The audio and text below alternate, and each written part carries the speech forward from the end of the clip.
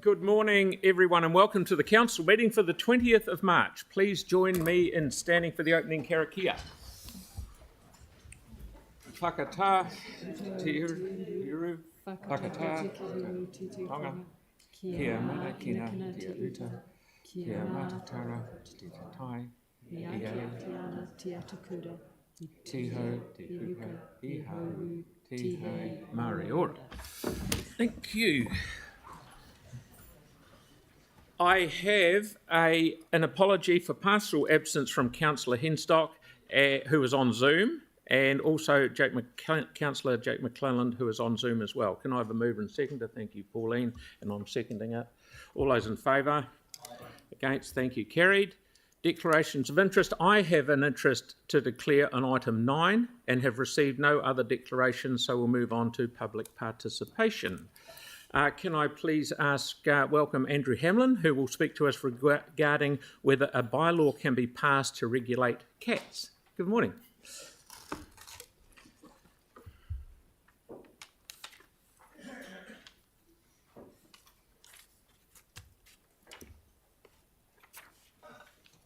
Kia ora, councillors.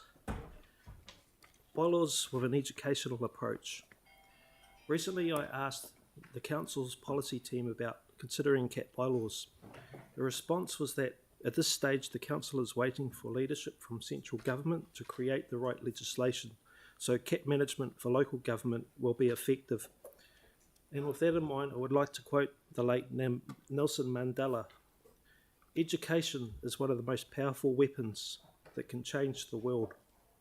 Councillors, there are many reasons to consider looking at positive ways to address the issues caused by cat neglect. We can sit and wait for central government to run its paths in due course, or we can look at preparation and prepping a foundation to build the structure that is needed ahead. There are 7 councils around New Zealand that have already introduced cat bylaws. They understand that with current legislation, it's not practical to enforce with penalties. They also understand the words of Nelson Mandela and how powerful education is when shared. Some of the images...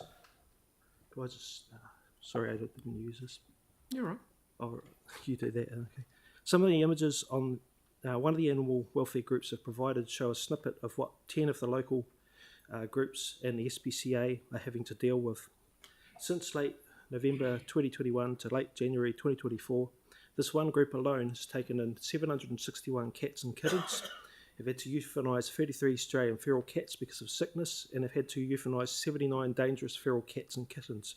A response from another cat welfare reads as follows, quote, "We have a hoarder house with 43 cats and kittens this year, another last year with more.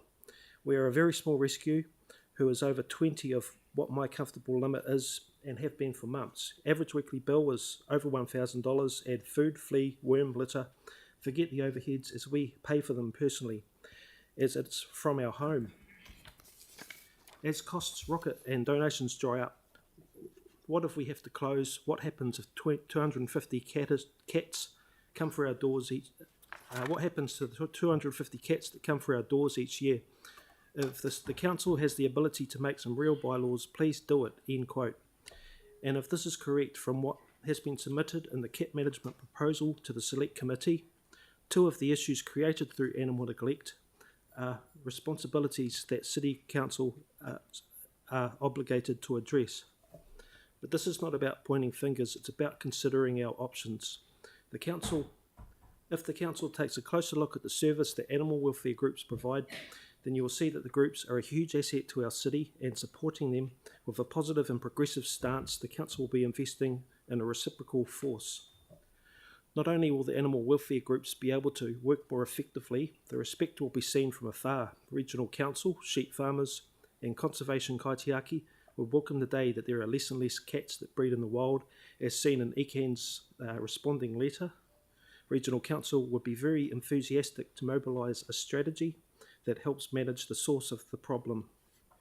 Addressing this one issue alone with educational cat bylaws is the most effective way to help protection that flares into many different areas of our community. Our neighbours in Selwyn understand the educational cat bylaw approach is an effective stepping stone, and our neighbours in Waimakarere are also commencing stage 1. Could we join with our neighbours fulfil this gap in the network by looking at effective options? Wellington Council's survey shows positive results towards cat bylaws even without having the legislative framework that is needed.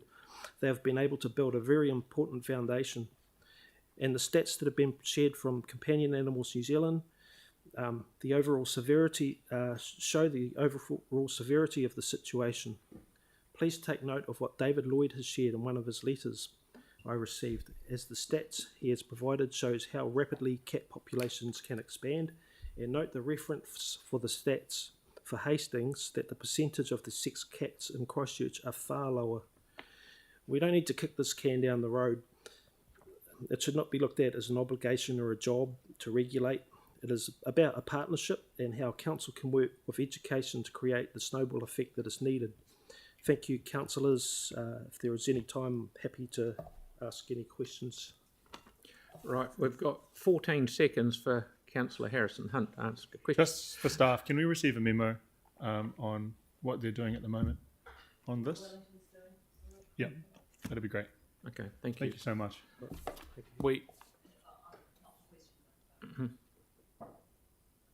Thanks. Could the advice please include how we would go about starting the process if we chose to do that? Thanks. Okay, thank you. Thank you. Thank you. No, we've run out of time. I'm sorry. Thank you, Andrew. Thank you. Thank you. Okay.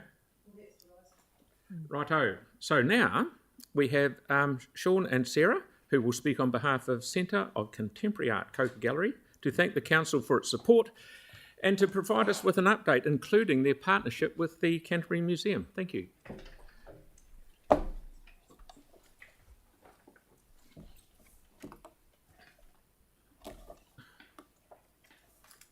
Floor is yours.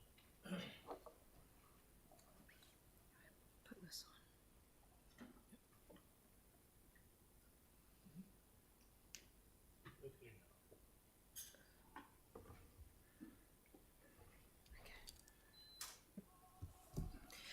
Tēnā koutou.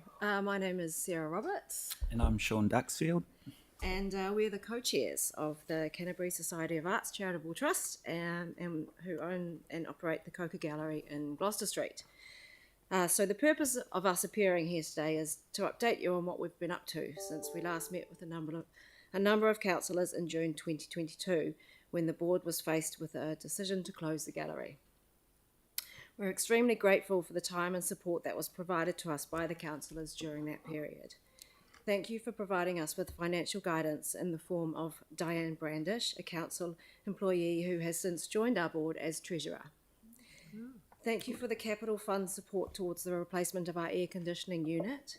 This support meant we could secure a new main tenant, the Canterbury Museum, and safely house our city's taonga while they redevelop their building. This is becoming a great partnership as we share more programming, visitors, and free opportunities for learning. Sharing audience and increasing engagement has also reaffirmed the significance of Coker within the cultural landscape of our region. Since our last meeting, a lot has been happening to secure Coker's future as a cultural and creative hub and catalyst for artistic expression. We have a powerhouse team of people across our current board trustees, the Coker team, and the programming group. Our current board is made up of professionals from a variety of backgrounds with 3 things in common: wanting to support the arts community, see the legacy of the CSA, the Canterbury Society of Arts, live on, and the future of Coker as a contemporary art gallery succeed. We also want to thank and acknowledge Anna Ryan, our previous board chair, who stepped down early last year. It was in a great part down to her stewardship that we are in the position we are today. All of our recent achievements and future endeavours would not be possible without our fantastic staff members and volunteers. Sarah Aspinwall, our operations manager, who has helped manage our community and partnership consultations, as well as our new exhibition model. Jade Cavalcante, our exhibitions delivery manager, who cares for our artists and delivers our exhibition program seamlessly and with style. and Paula Granger, our Relationships and Partnerships Manager, who has just started this week. Paula will help us strengthen our partnerships across the region with supporters, corporate suppliers, and other arts, culture, and creative organisations. COCA is now programmed by a voluntary group of Waitaha-based arts practitioners who select an exhibition program from our annual open call for proposals. Exhibitions are selected for our downstairs all-papa gallery and off-site projects. We are so lucky to be working with this amazing group of art practitioners who bring incredible and varied expertise and insights and sector-wide connections to our exhibition programs. Thanks to this group, COCA has teamed up with collections experts at Tūranga and created a reading room to accompany our exhibitions. We are also developing formal partnerships with local tertiary institutes to exhibit the work of our city's emerging artists. This is a new and unique method of operating a gallery, and everyone involved is showing a generosity of spirit and working it all out and creating good frameworks for the future. Over the past 2 years, the board has worked hard to identify the key issues that needed to be addressed to ensure our ongoing success and financial sustainability. We undertook a consultation with our arts and stakeholder communities in Otutahi and further afield to see what they thought about how COCA serves the sector, audiences, and our charitable purposes. This feedback was invaluable, and we were able to harness it in many ways. Firstly, we created a new strategy and a strategic framework that helped us solidify our identity and our purpose. Our mission is to work with others to develop, facilitate, and present initiatives that create connections between and build communities of arts practitioners and those who draw value from their work. This will support our purpose of better connected arts practitioners at the heart of better connected communities, and both will underpin all our decision making within the organisation. This new strategic focus was what led to creating a program group, operating model, and implementing a call for proposals exhibition approach. We are committed to presenting and supporting a diverse range of art practices and discourses both within and without the gallery. We are working to encourage and nurture Te Waipounamu and in particular Waitaha-based artists, and also to contribute and connect to a wider arts ecology across the motu. We understand that Te Waipounamu does not yet receive an equitable amount of funding for the arts from central government, and so we are committed to advocating for the incredible talent in our local arts, culture and creative sector and support artists from the region. As mentioned, through our program group model, we have engaged in a number of partnerships with organisations within Otutahi, including Tūranga, Elam, University of Canterbury and Ara Te Pukenga. These partnerships are strengthening our connectedness within the arts ecology of the city and providing new and different ways for community engagement. We would love to see any and all of you at our exhibitions and opening events and extend a warm, open invitation to you all. The feedback from the consultation process also resulted in the creation of a new fundraising strategy. Despite significant challenges through the earthquakes and COVID, COCA is on track to become a financially sustainable organisation that can continue to operate into the future. Our strategy focuses on widening our revenue streams to ensure we are not dependent on just one type of funding. We have recently been successful in securing Creative New Zealand funding for this current year, which will significantly enhance our capacity to deliver engaging exhibitions, allowing us to contribute to the Toi Otutahi strategy for the arts in Otutahi Christchurch. We again thank Council for your ongoing support of arts in the city. COCA is committed to the Council's vision for the arts, culture and creativity. We're excited to help create the cultural powerhouse city set out in the long-term plan, and will continue to develop opportunities for artists so Otutahi Christchurch is known as New Zealand's best place to live and create. Thank you for the opportunity to speak today. Okay, thank you very much. No, Do you have any used up all your questions time, for but us? thank you. That's very good. Thank you. Okie dokie. Now I'll welcome Mark, Chair of the Historic Places Canterbury, and Nikki, a heritage building owner, who are here to speak about a policy change to help highlight heritage buildings as a street feature. Good morning, welcome.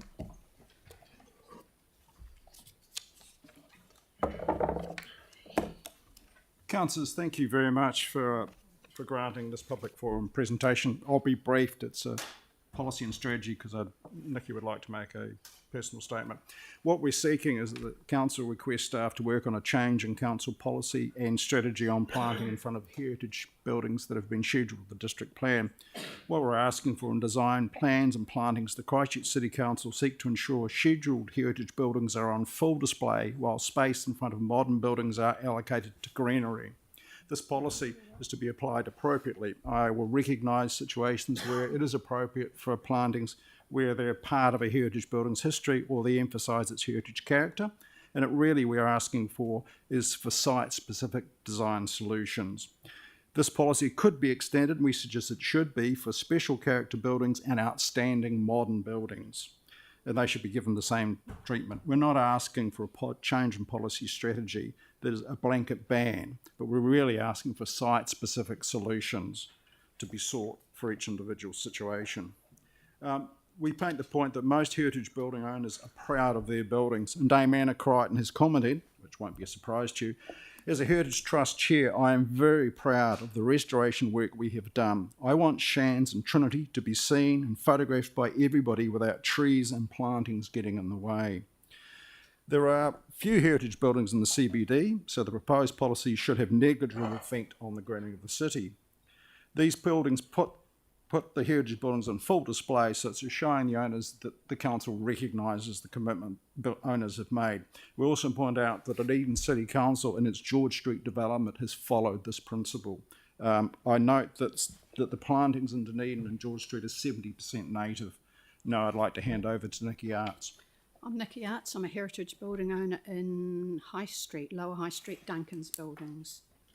Like Dame Anna, I'm very proud of the restoration we've done.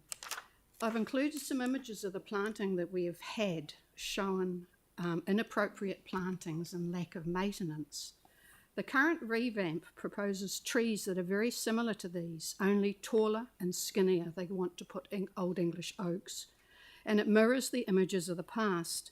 In my opinion, the plantings proposed, which are for looks only in the current street revamp, will only largely repeat the mistakes of the past.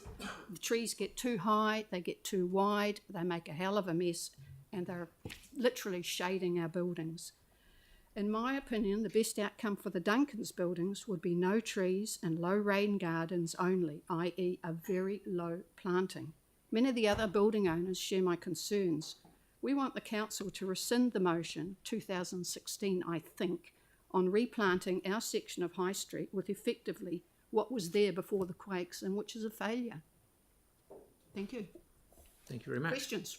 Okay. Questions? Right. Councillor McClelland on Zoom, please. Unmute myself, that was useful. Thanks, Nikki and Mark. I discussed this matter with the head of transport yesterday, and we're going to look to hold a meeting with yourself and some others to see if we can get a solution to the specific issues on High Street. So if that works well, hopefully that's a blueprint for how we could roll this out elsewhere. So thanks again. Thank you. Thank you. Councillor Templeton. Thank you. I'm just wondering if you're aware that the original decision to remove the trees was a specific request from the building owners, so it would allow easier access to actually do the restoration work. Of course. And it was under the condition that trees would be replanted. Of course. Yeah. And so people were in favour of that at the time. I think they might have changed their minds since then, having seen how tall they've actually got and the problems that we had with them. So it's basically a change of mind. Okay, thanks. Okay, that's brilliant. Thank you very much, Mark and Nikki. Thank you. Put point forward. How do we progress this? Can we get through? We could just Jake's already on it. note the meeting. Jake. Okay, thank you. Thanks, Jake. Okie dokie. Next, we'll hear from Gavin Threadgold, Canterbury Horticultural Society board member, and Ben Adler, Enviro Hub manager, who will speak regarding item 9, the new lease to the Canterbury Horticultural Society. Welcome.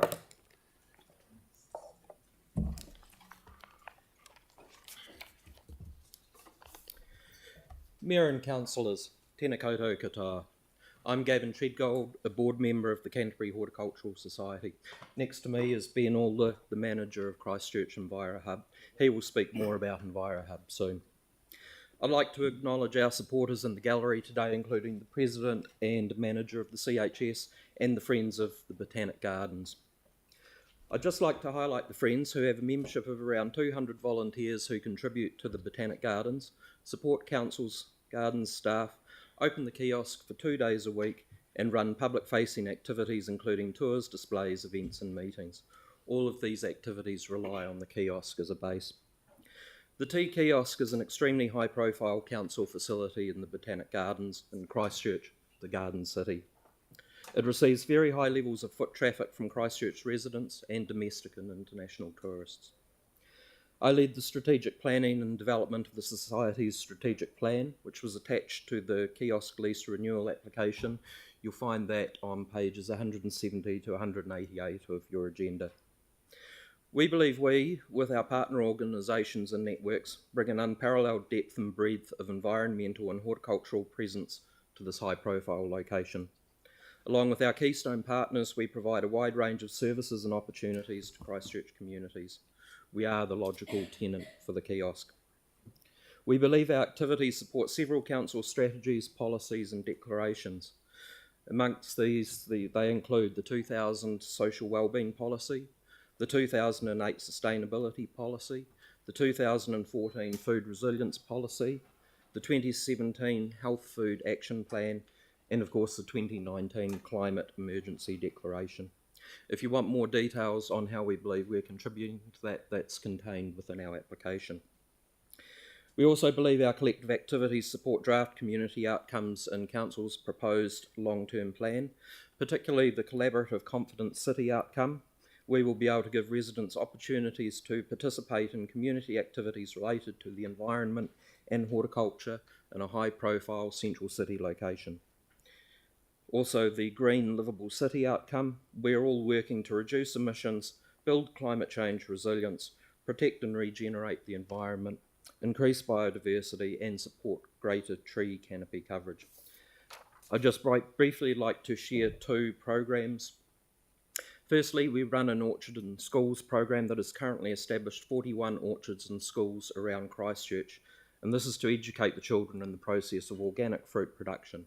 This project has been a success and the number of schools are expected to grow. Secondly, an exciting new opportunity, the Balcony Dwellers program. This just started last weekend and has been delivered by the Society President. It is focused on how we adapt to change by growing food at home in smaller urban residences such as townhouses and apartments, a direct response to housing densification and the cost of living crisis. I'd now like to hand over to our partner Ben from Enviro Hub. Kia ora everyone. I'm just talking to you a little bit about what Christchurch Enviro Hub does. So I'll just skip a few slides. The main aspects of us is we're here to connect, support, educate and inspire those working in the environmental sector, specifically in the non-for-profit realm as well. So we do this by providing a variety of digital and physical services. One of those is the digital map and directory, which showcases all the organisations working in Christchurch in the environmental space. So there's over 345 listings on our map, and the idea of this is that we help others connect with each other and be aware of the work and the mahi that's being present in Christchurch at the moment. So this is a way for people to connect and also show some of the work that they're doing. We do impact stories as well, so this is kind of giving a Christchurch Enviro Hub lens on the work that's occurring in Christchurch so we can tell the stories of the groups that are doing the fantastic mahi in Christchurch. We do an eco events calendar, so this is to centralise events happening in Christchurch so people are aware of what's going on, if they can collaborate with another person, and any other existing events that occur. This is community led, so people send in their events to us and it's done through Facebook events. So on this listing, in this image, you've got about 120 on there, so it clearly gets used. We do an eco funding calendar as well because there's a lot of funding available in Christchurch, but it's hard to understand where all the funding pools come from. So we create a calendar to help those working in the environmental sector to know whether they can apply. The Te Tuna Taone is an in-school action learning program that we run. It's an educational program empowering. I think I've run out of time, but I'll go on to the next one. And then we've got Christchurch Enviro Kids, which is a weekly event that happens on Saturday, and that's to empower the community to be in contact with the organisations working in Christchurch through an activity based on their work. So we collaborate with different organisations each week. The Stormwater Super Trailer, that's a behaviour change conversation platform. So basically this is a resource we take out to events in the community, but also to commercial sites like Rickerton Mall or Maitatin, and we have behaviour change conversations with the community around the topic of stormwater and contamination, and we do this through entertainment, games, and just fostering conversation. We also host a variety of events to connect to the community, so some of the ones to highlight are Green Drinks, which is similar to EnviroKids, how we collaborate with different organisations in the environmental space, giving them a platform to speak to the mahi that they do, but also for people to come along, have a networking session, have a drink. We do the environmental network gathering, which we do twice a year. This is a way to celebrate the community's work and all that we're doing, and for people to come together, have a potluck, and just have a conversation and talk to the mahi that they're achieving. Submission workshops as well. This is a way to be a mediator between government policy and submission process for people, those people that don't understand how to do submissions, but also for those that do, to work together so they can share ideas and generate an outcome. Casual Couch Korero, that's an opportunity to come speak to me about the environmental sector. We're a networking organisation, so there's a lot I can offer and share to those that are interested. So I've gone through those. And then we have the shared spaces. So the idea of this is that we're trying to showcase the shared spaces available in Christchurch. So the kiosk is one of them. There's a few others that we hope to bring on to our shared space category. And the Revolution Eco Hub is featured in there as well. Some of the other things that we hope to achieve by the end of this year are a marketing buyers group, so that we can help support those groups working in Christchurch by providing marketing, a marketing team person to help do their marketing for them, and additionally to do subsector strategy events where we connect those working in certain sectors of the environmental sector, so such as water, food, waste, and bring them all together so we can have a strategic meeting about where we want to go as a collective. And yeah, other areas we work on is working towards getting corporate sponsorship and providing a corporate service for groups to use to get more in touch with the environmental sector. Cool. And just as we close, I'd like to draw your attention to the external drivers that we've outlined on page 172 of the agenda. You'll see many familiar terms that we're all grappling with: cost of living, an ageing population, loneliness, well-being, climate change, biodiversity, food production, densification and water infrastructure. The greatest challenge ahead for Christchurch communities is adapting to change. Renewing the kiosk lease for the Canterbury Horticultural Society is going to ensure that a wide variety of horticultural and environmental opportunities remain available for residents in this high-profile community location through our organisations and networks. Ngā mihi nui. Thank you very much. Fantastic presentation. Councillor Kewen. I look at all your programs and they're fantastic. One that has always surprised me that hasn't been done would be an outreach into people, especially in social housing, state houses and so forth. I, as a child, spent 5 years in one, surrounded by quarter acres, almost known with a veggie patch or a fruit tree. Even if someone had knocked on our door and had a thing of seedlings and said, plant these and you'll have food in your garden in 6 months, we were a bit useless, and so we just didn't do it. It is super simple, but you need to take people over the line and introduce them to it. Have you considered something like that? There's a ton of land not being used that can produce. I do now, but I'm a different person than I was then. And absolutely, I think that's on the radar for us and the type of work we want to be doing. Our third priority that we've identified is adapting to change for the Horticultural Society, and that's exactly the sort of project we want to get into, as well as the like that our President Alan is running on balcony dwellers, you know, the small spaces with apartments and balconies. You haven't got much space, you've got no topsoil, but how can you maximise growing some food in that space? And I think opportunities to get out and Yeah, police our in community Christchurch. board area has a lot of social all board areas do. Yep. But come and talk to our board. We'd be keen to partner up and try and make something happen. Yep, we'd certainly be keen to have those discussions. Thank you. Councillor Johansson, please. Yeah, thank you. Thank you for the work that you do and for the presentation. Just given how much you're doing, I just kind of wondered if you were short on space or whether the space is adequate. Yes and no. Certainly the kiosk is very well utilised across ourselves and via Hub and the Friends of the Botanic Gardens. We have been working with the Otakaro Orchard facility in town as well, and we've contributed some of the finances towards getting that facility established, and we're looking to utilise that. We also use Avery House and Richmond Community Gardens, so we're really trying to establish a number of properties that we can use for different things, but the kiosk is, the heart and the core of the presence that we'd like to have. Okay, thanks. Just the reason for asking was we've got the old visitor information centre just sitting there as well with no use. So I just wondered if just particularly at the Botanic Gardens, whether you were constrained for space for the programs that you do there. That sounds like you've got adequate space. For now, yes. Okay. Yeah. Cool. Yeah. Thank you. Okay, thank you. We've run out of time, but you don't need to convince me on what you do down there. I've been down and seen it for myself, so well done, you guys. Okie dokie. So now we have next, I'd like to welcome Michael Apathy on behalf of Climate Liberation Aotearoa, who will speak regarding item 8 and the international aviation and cruise ship emissions. Welcome. Thank you. Kia ora katoa, koutou katoa. Thanks for hearing from us. I'm speaking for Climate Liberation Aotearoa. When I'm not working on climate issues, I work as a psychotherapist. And particularly when I'm working with youth, I know it's really important that they can look forward to a life worth living. So that's part of why I'm here talking with you about the climate and cruise ships today. Before we get to the emissions inventory itself, I want to deal with the idea that cruise ships bring us some benefits, because actually exactly the opposite is the case.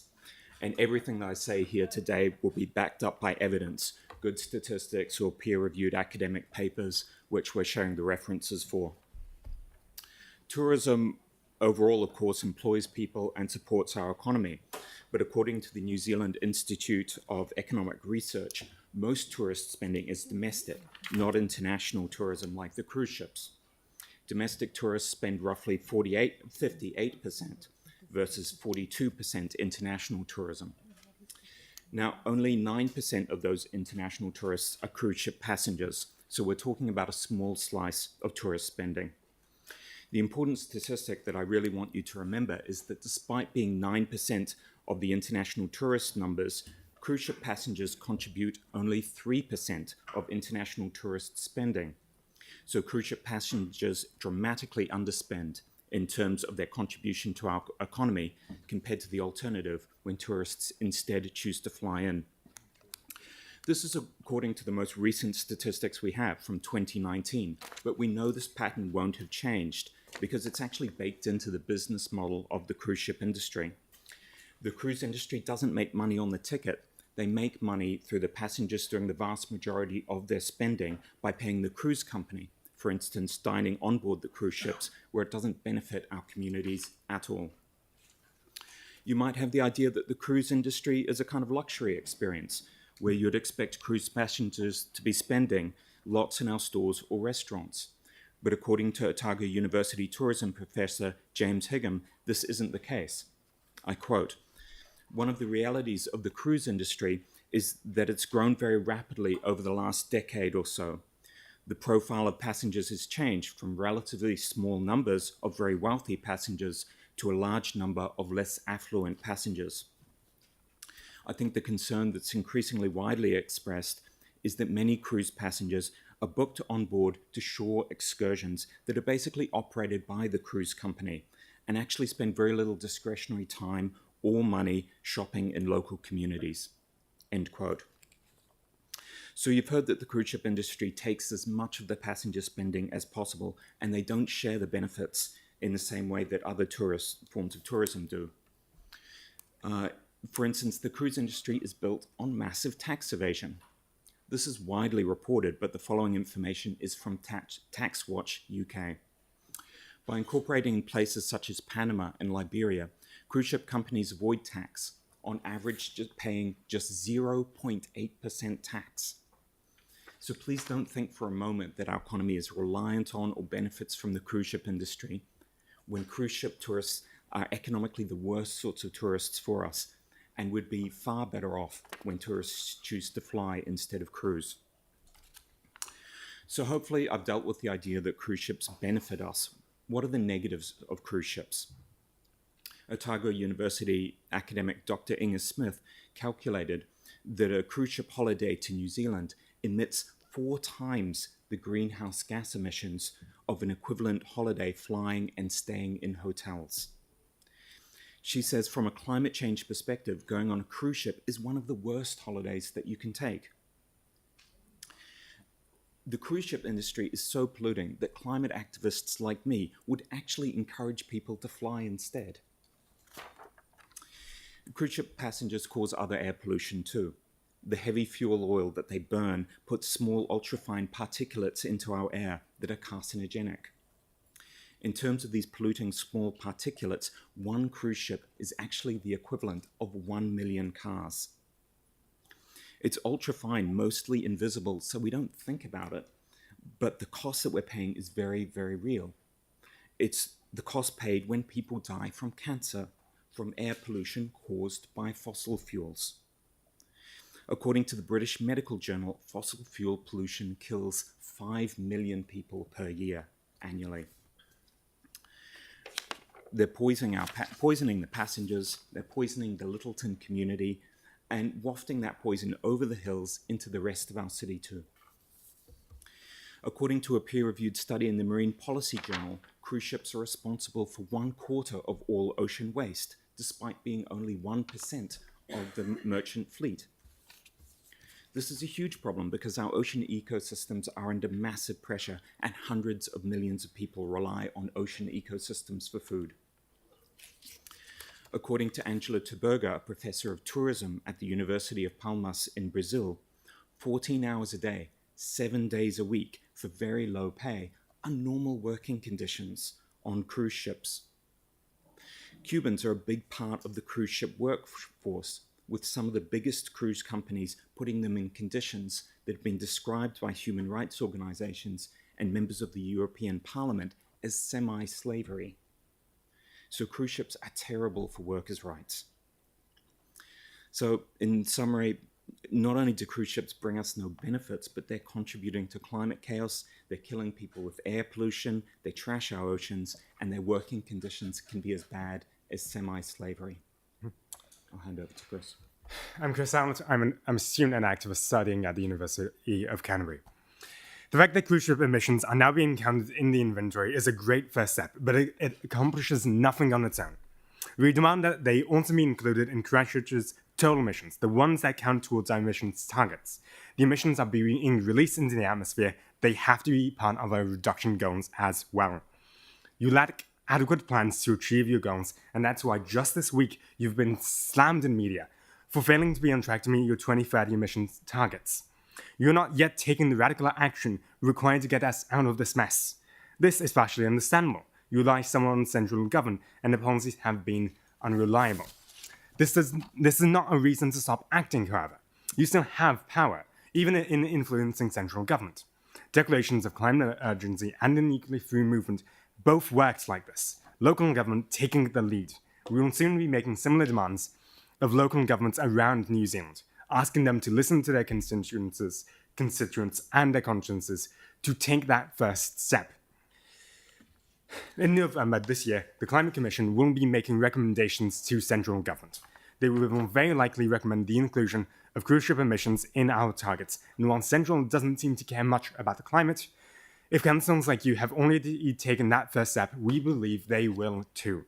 We need momentum. To get enough councils taking this step by November will be a challenge, and starting now will help a lot. We believe that you are the right council to take the lead in this, as you did, and you were one of the first to declare a climate emergency. If it helps, This is the sort of policy that's being picked up around the world already. The UK and the EU have chosen to include emissions from international shipping and aviation, including cruise ship emissions, into their trading schemes and targets from 2026. Others will follow shortly. I want to stress the first step in a plan to tackle cruise ship emissions is to stop subsidising the pollution that with ratepayers' money. Christchurch NZ takes ratepayers' money to sponsor the yearly New Zealand Cruise Ship Association conference and spends money on paid staff time and resources to train and administer the Volunteer Cruise Ambassador program. Ratepayers are fed up with rate hikes. As council, you're obviously financially squeezed. And in this situation, we're still paying ratepayers' money to subsidize rich international tax-avoiding companies that are negative for us environmentally and economically. It is time to stop. Those of you who are left-leaning should align with ending the subsidies, because subsidizing big polluters isn't just, and it isn't putting our money where the need is greatest. Those of you who are more right-leaning politically should think about why are we actually interfering with the free operation of the market by putting in these subsidies. Shouldn't industries be allowed to thrive or fail based on their own merits without taking more money from ratepayers? If we are going to interfere in the market by subsidizing, shouldn't we put on subsidies where our community is going to get the greatest benefit? If so, the statistics we've quoted are clear that any other form of tourism would give us a better return on investment. In summary, what we want you to do is to count cruise ship emissions now in the overall emissions total in the inventory and count them in the city's climate targets. The statistic might be estimates not perfect, but the risks of inaction are greater. We also want you to actually put in a real plan, a radical plan, a serious plan to address these emissions. The first step of stopping all the subsidies. Thank you for your time. Are there any questions? Absolutely spot on timing. Now, we've got external presenters coming in at 12 o'clock on the dot. So you're more than welcome if you want to go away, but you're more than welcome to come back at 12 o'clock and when we will have it for sure. Thank you very much. Thank you for your time. Thank you. So hopefully you've received the hard copy and we'll email so you can look at the hyperlinks if you want to check that research. Thank you. Thank you, mate. Thank you. Finally, we'll hear from Kevin Owen, who will speak to us regarding item 7, the Waka Terrace repair. Good morning. Good morning, all. I'm the homeowner at 23 Intercop Place that bore the brunt of the Waka Terrace repair. The slip, hopefully a repair coming, back in August in 21. I just wanted to show a few slides, brief slides, just to put into context some of the comments I'd like to talk about my personal situation. This is a photograph looking down from Waka Terrace onto my property. Actually, you can see there's quite a bit of debris there. There was approximately 40 truckloads taken away from the back there, and the trees had to be cut down. Everything came down onto the house. Here's another perspective. This is my courtyard that looks back up onto Waka Terrace. As you can see, quite a bit of dirt in there. Another perspective of it against the house. This is the second slip that occurred back in July 2023. That was 11 tonnes worth that came down, which had to be wheelbarrowed out. And this is what I look at for the last 2.5 years. The fence up there is the boundary of my property, and that's what I look at from my outdoor living and from my home. So the personal impact, the photographs are there just to put into context about my personal impact around this. The continued delays to the repair have been very stressful and frustrating for myself.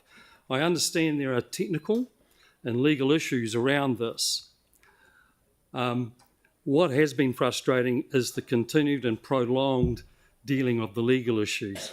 Arguably, we should have been perhaps at this meeting a year ago, looking at these options. It's 2.5 years going on to 3 years in August, as you realise. From a personal point of view, I've been wanting to retire for the last 12 months.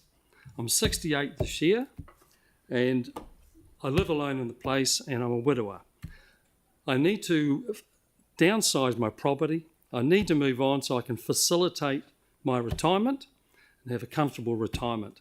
At the moment, I feel I'm just in a holding pattern and unable to do anything around this.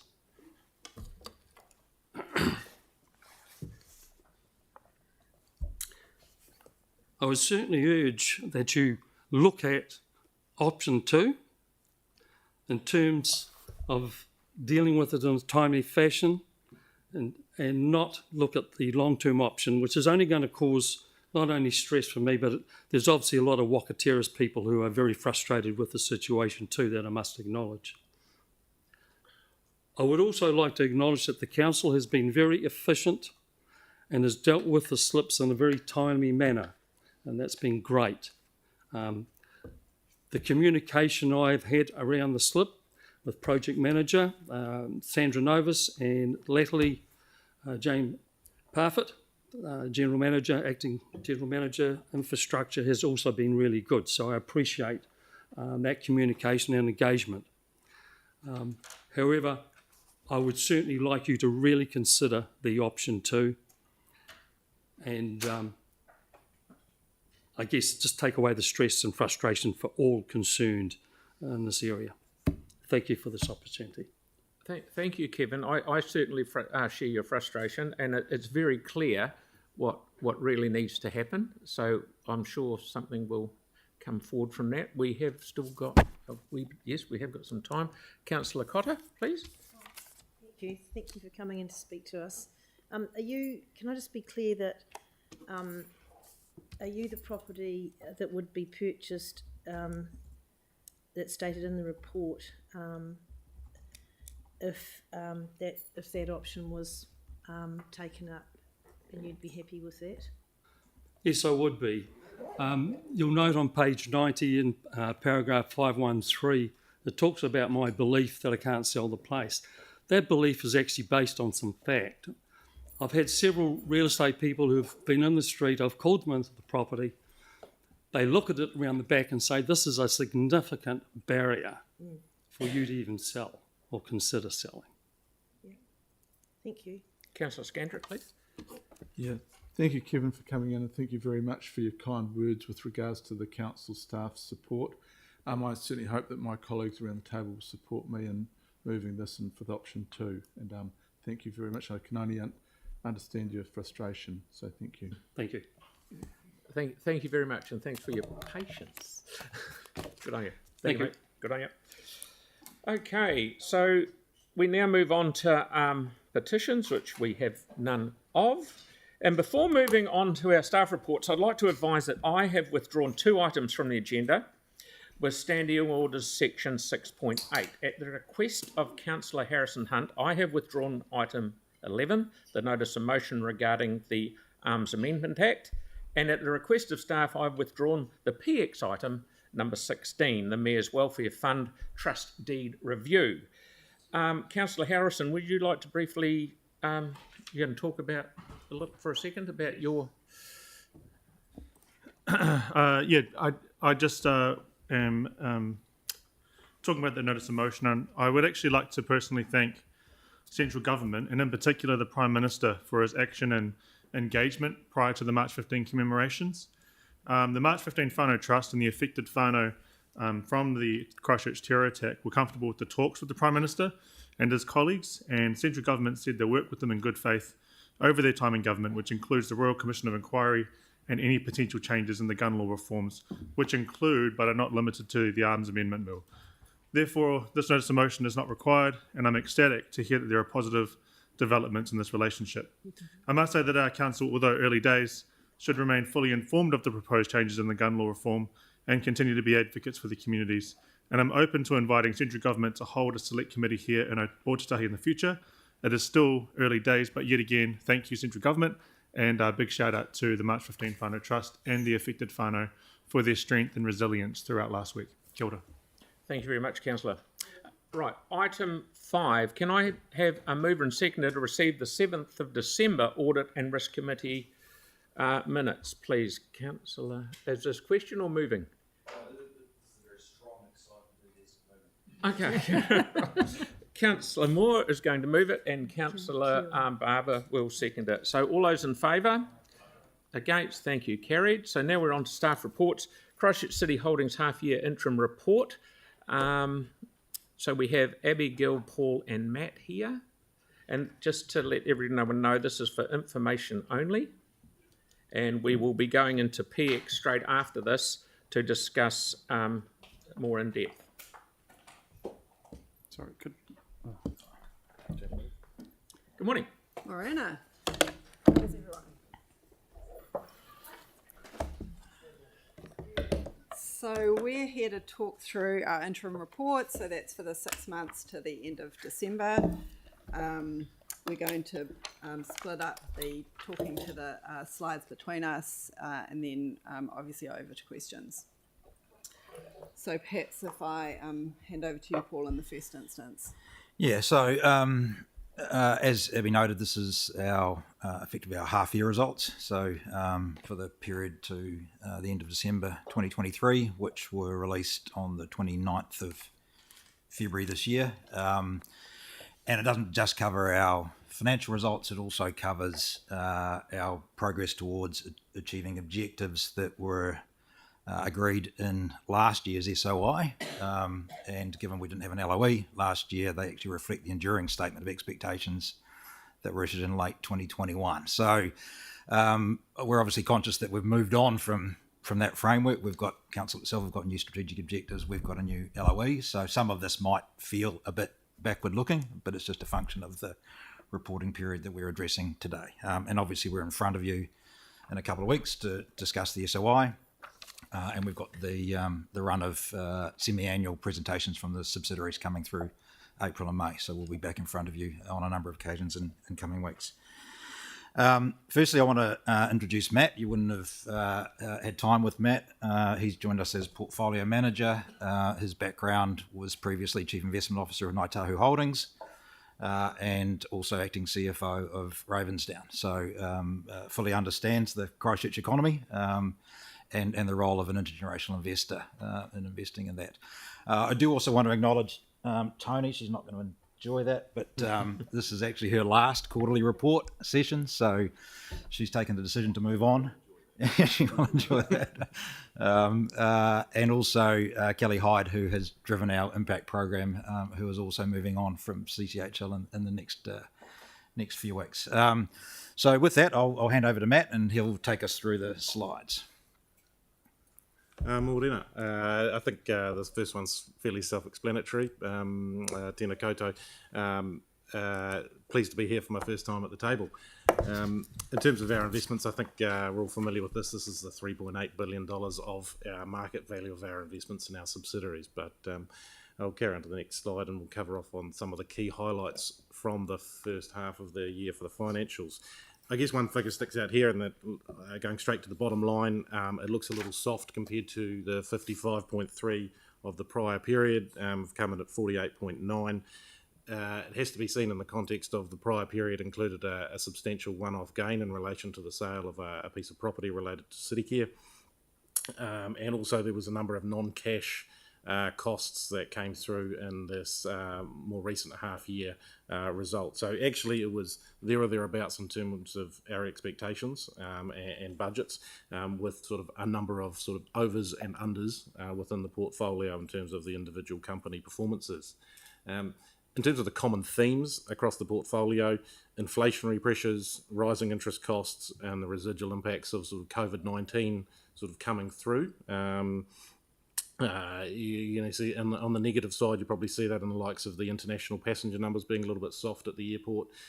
Not dissimilar to our peer comparison with Auckland, facing very similar challenges there, particularly ex-Asia, and the passenger numbers coming back. You know, strong results out of Enable. Subscriber growth continues to grow. Population's growing. The network's developing as new subdivisions get completed. CityCare's Spencer Henshaw acquisition is broadly tracking to expectations, although obviously early days in the context of that. The weakest one really was the port, where we've seen volumes off substantially, particularly on the container side of things, but also on the bulk there's a number of factors at play there. I guess it's a little bit of domestic side and pressures on inflation and demand on this side, but you've also got the international challenges to deal with, whether it's the Red Sea or strikes in the port in Australia, causing challenges with respect to Littleton Port's business, which is a materially lower first half, but not dissimilar to the update you got at the first quarter of this year. So, overs and unders, various challenges, and just to sort of acknowledge the dividend of $20 million was paid in March, and we're on track to deliver the targeted full-year dividend of $50.7 million from CCHL for the full financial year. Just to flag the return on equity number there, I think sort of a noticeable decline. The reason why it was higher was really related to property revaluations that came through within the Christchurch Airport portfolio predominantly. And that's because it's a full year number, and so it came through in that prior period 6%. So sort of to explain that. I'll hand to you, Abby, to cover off the intellectual. So I just take this opportunity to just remind you that the categories of the targets that we're using relate to the 4 capitals that we have adopted for the purposes of integrated reporting. So the second one that I'm going to talk to is the intellectual capital. And there are some targets there that I just want to talk to the performance of. So you'll see we're up slightly on the female balance in the director pool, but I would point out that in 2023 we appointed 17 directors across the CCHL group subsidiaries with the other COs, and there was a 50-50 gender split of those appointments in that year. We, as I've talked to you about before, we've introduced some new tools and processes around the governance review, and that's helped us to support those recruitment efforts. We've introduced a new online skills matrix tool for all of the CCOs, and that will also enable us going forward to collect a range of diversity statistics which we're not currently able to collect. So at the moment we're simply reporting gender diversity, but obviously, as you're aware and we've talked about before, there are a whole number of different aspects of diversity, and that continues to be a focus for us. We're also in the process of working through an annual board sort of performance evaluation tool, which will be implemented this year, and that will also support further appointments going forward. And then finally, the gender pay gap analysis, we've now got agreement on an external provider to support that, and the methodology and approach that will be used, and we'll be starting that work in April. So we hope to be able to provide you with the output from that in our next, in our full year report. I won't talk to the others in terms of the strategic review. I think we're all clear on that, and I've talked about the governance program. So I'll just move us on then to social relationships, which is the third of the capitals. Thanks, Abby. I guess just to sort of, the slide sort of speaks for itself in terms of we're on track. But to provide a little bit more context, we are getting all the critical risks reported back to CCHL, but I have some sympathy, and I know this has been voiced at the table a number of times around getting trend reporting and understanding our health and safety position a little bit better at a group level. We will move to reporting standard metrics. So I have some understanding of coming in and reading the individual reports from the subsidiaries, how it can be a little bit, everybody's doing it slightly differently and reporting on different things. So I know it was mentioned in the LOE that a desire to have us work on our reporting, and so we are going to be picking that up with council management in the near term regarding how we go forward. But the board approved health and safety plans are in place. Probably one thing to specifically note is the materiality assessment. We're kicking that off as we speak. Some of you will be involved in that. That's part of our integrated reporting, and a variety. I think we're up to over 20 internal and external stakeholders that will be involved in interviews as part of that particular process. But look forward to sort of working with council and coming up with improved reporting around this health and safety and aspects going forward. On to the natural capital, and in the short term, I guess it's a very busy period for us. Council Holdings has completed its emissions reduction plan, and we're in the process of reviewing that data and the long-term science-based targets across the group to be finalised before the year end. I'm conscious we do have an upcoming meeting to discuss Council's emissions reduction plan within the context of CCHL, and that's scheduled for the next couple of months, so we'll pick up what that means at that particular briefing. Another particular aspect is the carbon accounting tool was been implemented, consolidating greenhouse gas emissions across the group and reporting, and we're on track to deliver our first set of climate-related disclosures. I guess stepping back from all of those short-term work agenda items in many respects, this is probably a longer-term piece here where we're engaging with the subsidiaries around optimising their expenditure as a means of getting best bang for buck emissions reduction and planning their capex profile so that they can achieve their outcomes over the long term, which will be an ongoing evolution. And there's really two aspects to that. There's the expenditure in their own right with respect to their own direct assets, and also operating in very hard to abate sectors in many respects, how we can enable invest in those enabling works, whether it's hydrogen, whether it's electricity, whether it's ammonia, whatever it needs to be. There's a big long-term planning piece there that is an evolution, I suppose, and that's really a focus of ours going forward as a means of achieving these longer-term targets, on top of probably a lot of that shorter-term stuff that I just talked to. Paul, I'll perhaps pass to you to sort of take it from here in the look forward scenario. Yeah, so even though the purpose of this session is to present our half year report, we also in that period received new direction from you in December in terms of moving to implement the enhanced status quo option that we all developed during the strategic review work program last year. So we are underway. The thing I would stress is that it's not necessarily a new strategy, it's an evolution of a shift that was already underway within CCHL. Anyway, that shift started with the decisions you took at the end of 2022 to strengthen the independence of CCHL by appointing an additional 2 independent directors, and there were a number of things that we did last year, not just the strategic review, which reflected that more active ownership role that we are looking to take. So in terms of what's important for us just over the next few months, so we have presented the draft SOI, and you've received the draft subsidiary SOIs. Those SOIs were prepared on the basis of the direction we received in December and the letters of expectations that we issued to the subsidiaries at that time.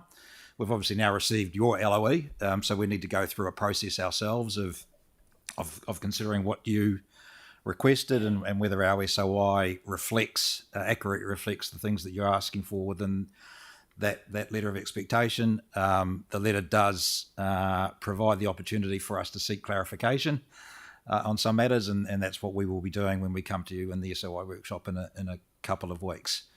As I said, we are implementing the enhanced status quo. So again, this is a transition of our active ownership role. It is a more structured approach than the kind of episodic periods of activity or active ownership that CCHL has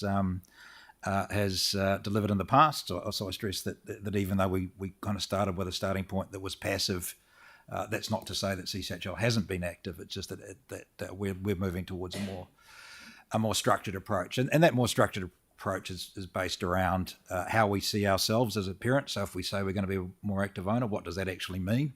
And we need to be clear with you. We need to be clear with the subs about what that looks like, how we manage the group as a more active parent, and then what do we expect of the entities themselves. So we'll deal with that in more detail during the coming workshops.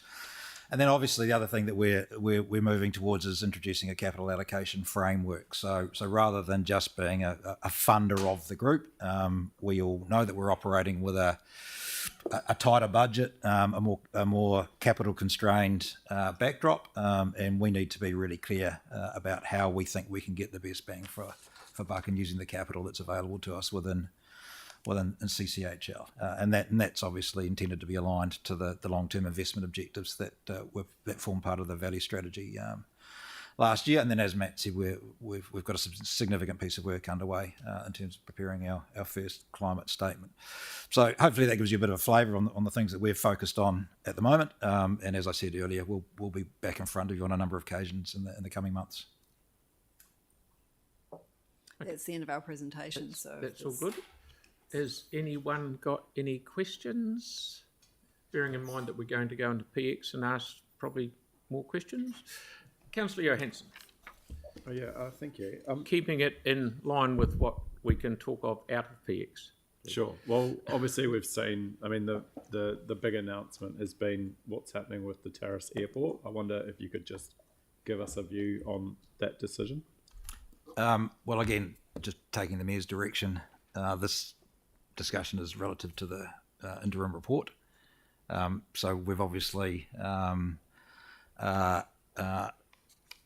consulted with the airport on where that terrace project is, and we can talk about it in a bit more detail. Okay. Next session. I was quite interested in how we work together, and obviously quite surprised that you'd hire like a public relations company to sort of work through the asset sales business case messaging. And in some cases, when I look at that, it almost seems like councils are sort of being encouraged what to say. And this is part of the slides that were released as part of the Lagoima into the business case plans. Are you able to give us a sense of why CCHR would feel the need to hire sort of independent comms, public relations advice to work us through a business case?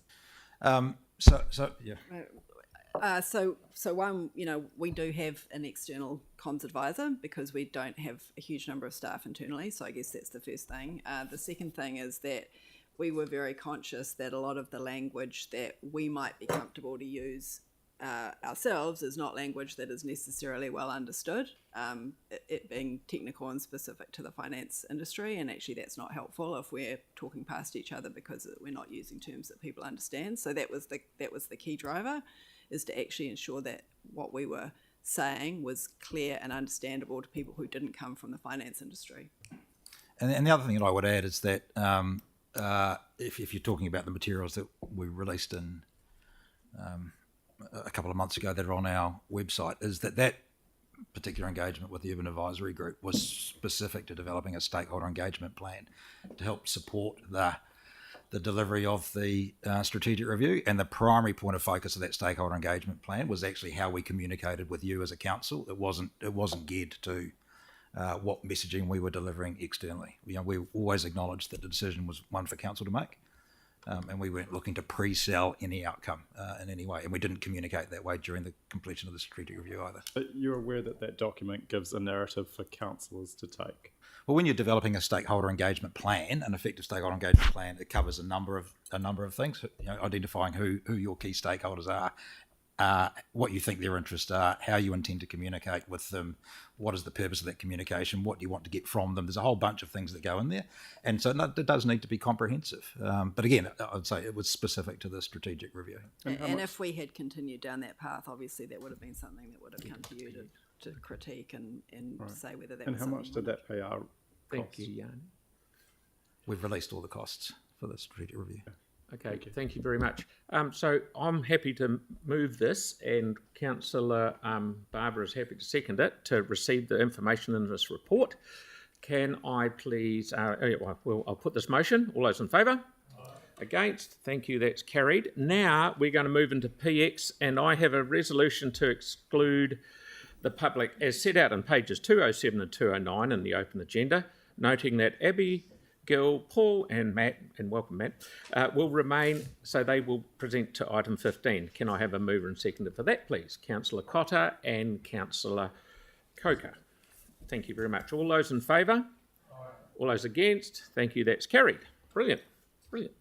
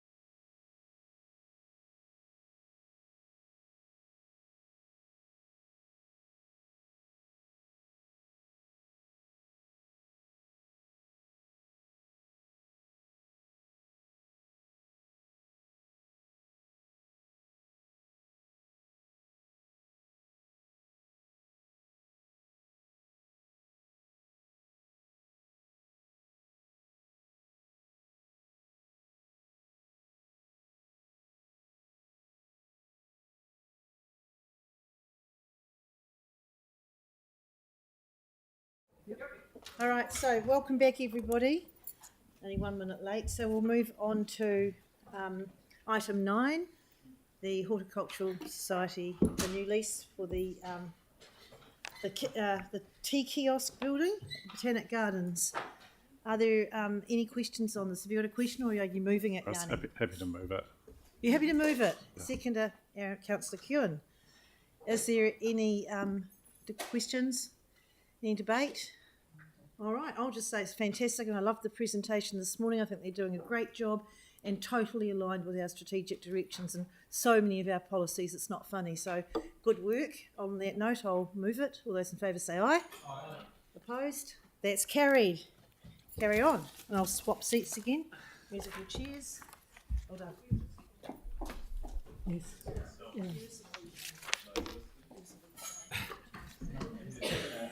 And that only happened because I'm the patron. Okay. Right, now we'll whip back to item 7, Whakaterrace repair. Tim's happy to, Councillor Scandrett's happy to move it, and Councillor McDonald is happy to second it. Are we happy with what we heard from Mr. Owen this morning, and we think that option 2 is the way forward? So I'll put that motion. All those in favour? Aye. Against? Thank you. Carried. Well done, you two. Very good report. Okay, excellent. Right, so now we're up to Adam Swithenbeck is joining now. item 8. We're on time. But we should also be having Anthony here. Shall I get all excited and do my mayor's report before 12 o'clock? Yes, you can. Okay. Righto. So we'll quickly shoot up to number 10. Just move it. Everyone's read that intently and is not going to ask me any questions of it. The only thing on there is that, as I said the other day, we're moving Councillor Goff and Councillor Cotter around as Chair, Deputy Chair. Councillor McDonald is happy to move it, and Councillor Peters is happy to second it. So we'll put that motion. All those in favour of my mayor's report? Aye. All those against? Thank you. That's carried. It was one of the best reports I've ever written. We now have both of the ACOP consultants, but we just need staff. So, Okay. So do we need to take a couple of minutes to let staff catch up? Okay. I'm messaging them now.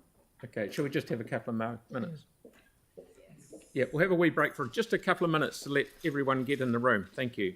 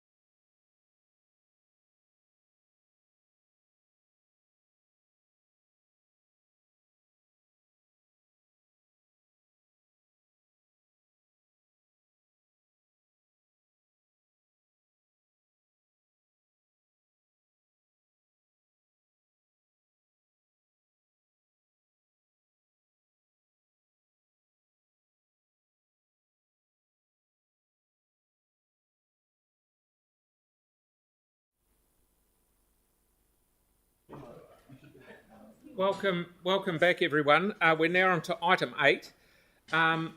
We've got two of our staff here, Lisa and Kerry, and online we have Adam and Anthony to talk about the Ōtautahi Christchurch Greenhouse Gas Emissions Inventory Report. So, fire away. Tēnā koutou katoa. So we commissioned ACOM to update our information on greenhouse gas emissions in the Christchurch district, and this is to present the results. It's the Christchurch Greenhouse Gas Emissions Inventory for the financial year 2023.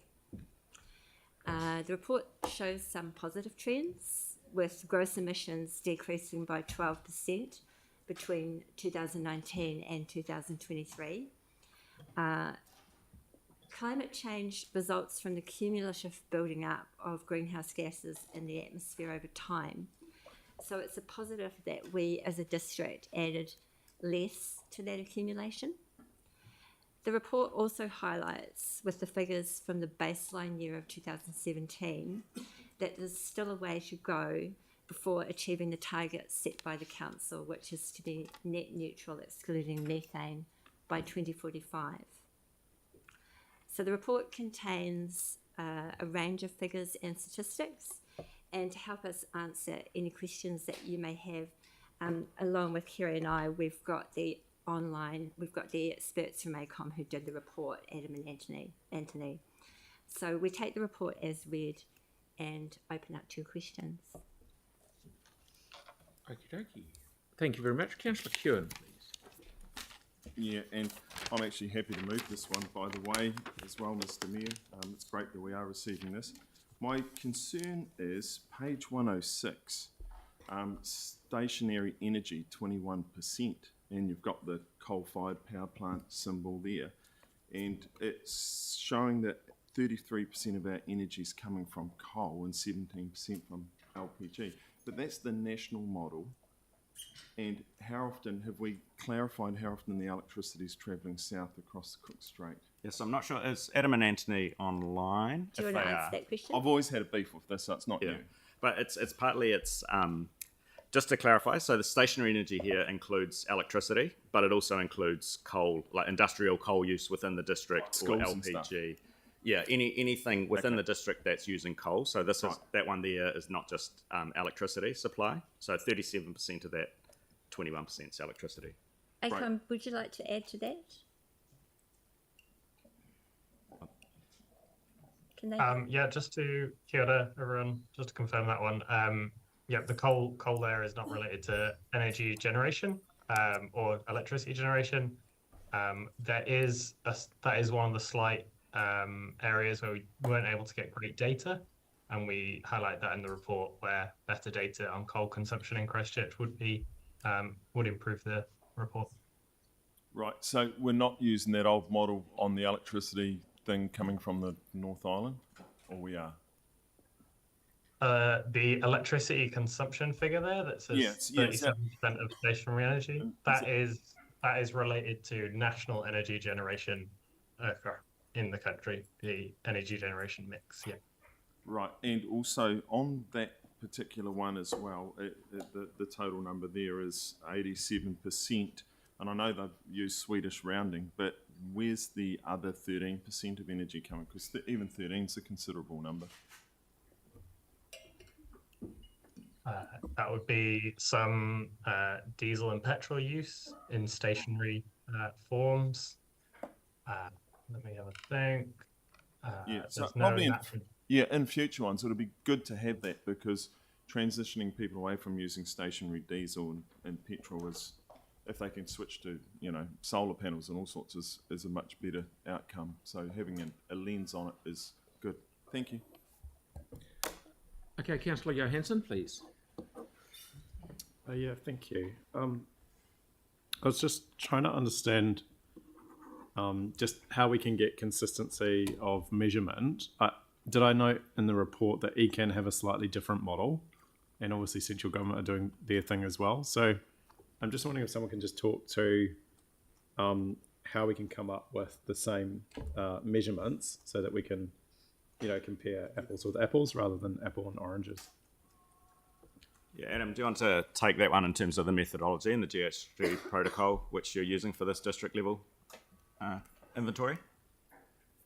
Yeah, kia ora. There's different ways of measuring greenhouse gas emissions. We did reach out with ECAN to try and align what we're doing with what they're doing, and they're coming from quite a different perspective. They're also covering a calendar year where we're looking at the financial year, and they're also looking at 2021 as their most recent year as opposed to 2023. So we ended up with the understanding that they're not going to align perfectly, and that this FY23 result is the most useful for Christchurch. And just to add to that as well, there is a lot of work with our regional partners and with other TAs, talking to government in terms of that standardisation, and that you're acknowledging all TAs are trying to measure their emissions, and having like a standardised model that everyone could use would be a lot simpler and more efficient for everybody. So has the Merrill Forum adopted the same standards of measurement? They're at an earlier stage, so they're just looking at essentially measuring emissions. Sorry, just to ask a really stupid question. Given that we've got a model, I don't understand why every council wants to come up with a different model. If we've come up with, a measurement, why can we not say to the other councils through the Merrill Forum or ECAN, can you just adopt the same measurement that we've got, given that we've been one of the first to do it? I'd maybe throw that back to ACON to explain the standardness of the methodology that's used here. Sure. Can you hear me? Sorry. Yes, we can. Can you hear me? Perfect. So the methodology is actually a mayoral initiative across the globe. So we use the global protocol for cities and community scale emissions, and that's a global standard used across many countries, not just New Zealand. The US has been used in, I would say, for 90, if not now 100% of the local authorities or the TAs are using emission reductions for New Zealand. So that is the most standard measurement out there. I believe the ECAN study also focused on air pollution, which is a slightly different approach from just looking at greenhouse gas emissions, and so would have taken into account a number of other factors in the way that they approached that particular study. Very confident that this methodology is a global standard that's been used many times, hundreds of times across the globe, and is used widely in New Zealand. Right, but just not with our existing councils within our Merrill Forum. But, can I just, the second kind of issue for me is the cruise ships. I don't know if you heard the presentation. So, I've previously put forward that we look at having some sort of environmental offset levy on the cruise ships that are coming to Christchurch. In terms of recognising the huge impact that cruise ship emissions have and how much we're having to account, for that, what thought have we given to mitigations to offset the impact of the cruise ship emissions? Use of levies, use of other things to counter that. So this data is new, and I understand it's the first time this is being done in New Zealand. So it's early days for us to think about how we would respond to this data.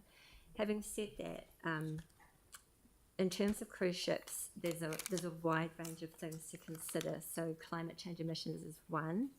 Then you would need to consider tourism and transport policy, economic policy, the other environmental issues involved in cruise ships.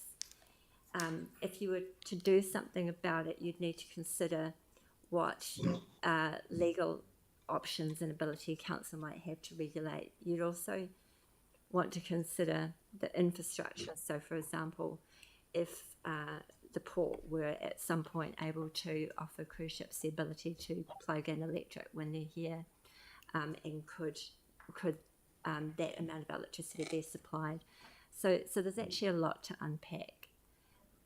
And then, although the report shows an estimate that it could be that cruise ships are a significant part of the emissions, they're actually not as significant as, for example, land transport, where we have more advanced plans to take action. So there's a lot to consider. I guess I'm also concerned that the buses that they're using would predominantly probably be diesel. So they've generated a huge use of diesel buses to come to transport people when they arrive. Yeah. So I don't know what the process is. What's the process for us responding to the information? Should we be passing resolutions today, or is there another process underway to look at what we can do? Does Lynn or Mary like to comment on that in terms of the process? Lynn, I don't think we are. So the report today is really to summarise the inventory and to give you the information. There is a report coming to Council in May, which is an update on the actions being taken to address our targets and the indicative next steps. That would be the more appropriate time for us to consider the next steps and whether a cruise ship levy or equivalent should form part of that body of work.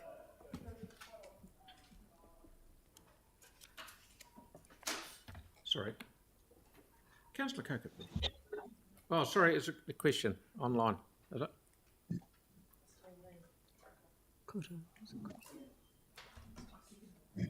Oh, I'm sorry, I didn't. You've had your two. Oh, so you didn't have a question. I thought you were just waving. Okay. Councillor Cotter. When the are you talking? Is this report about the city-wide emissions, or the council's goals for the council's reductions? This report is about the district, the city and district's emissions. We will be doing a report on the council's operational emissions that will come to you in May. So that's when we set that goal of the council becoming the certain goals we had by 2045. So there's two different lots of targets. For the council, we've got a target to be net neutral by 2030 for our operational emissions. Yes. And the targets in this report are by 2045 for the whole district to be net neutral by 2045 and to halve by 2030. Great. It was quite good to sort of note that at the beginning of the report, just to remind us all of those two targets. And on page, what is it? 1, 2, 3. We've noted here that per capita, because noting that we're seeing a population increase, and per capita, the emissions are really have decreased by 14% rather than 12%. So why would we not use that target, that number instead of 12? Is it a more realistic number, or is it just a different way? I mean, it's positive that, as the population grows, our emissions aren't growing in line with that, so it is a greater proportion of reduction on a per capita basis. But our targets aren't on a per capita basis. It is just the total volume of emissions going into the atmosphere that matters. Obviously, with more people, it's harder to bend that curve down. But ultimately, the atmosphere, it doesn't impact on that. So, in actual fact, it is a very good story that even though we've got a higher population, per capita it's decreased, but the quantum is only decreased by 12%. But it still means, and I think we need all the positive messages we can get to keep people on track to get on board this. And the other thing is, does the data include, I'm not sure of the timing of the report, but all the new electric buses that ECAN is now using? I mean, do we know what percentage of their fleet is electrified now? So, ACOM, do you want to answer that to begin with?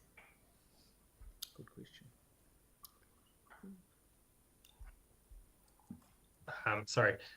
This is up to the financial year 2023, so up till the end of June 2023. Right.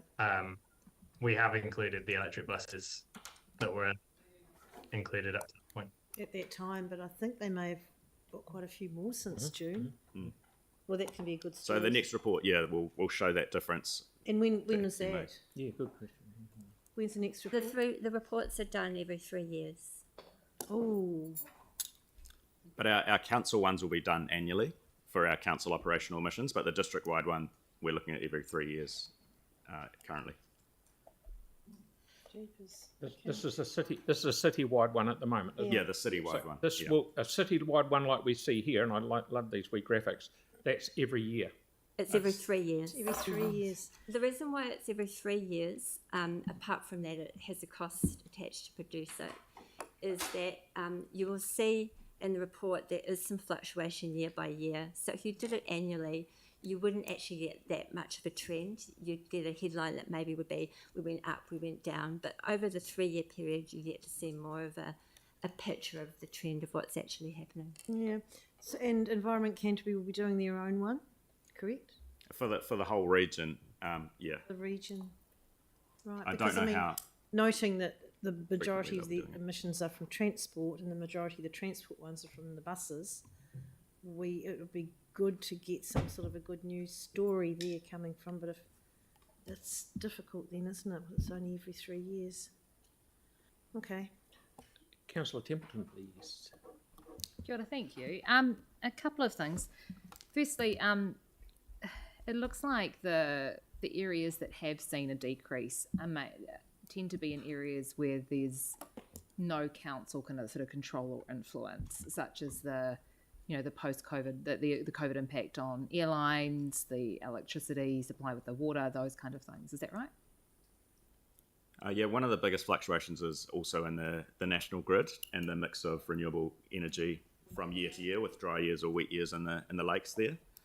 But there are areas, such as transport and waste, that council really has the big, impact or levers that we can use there.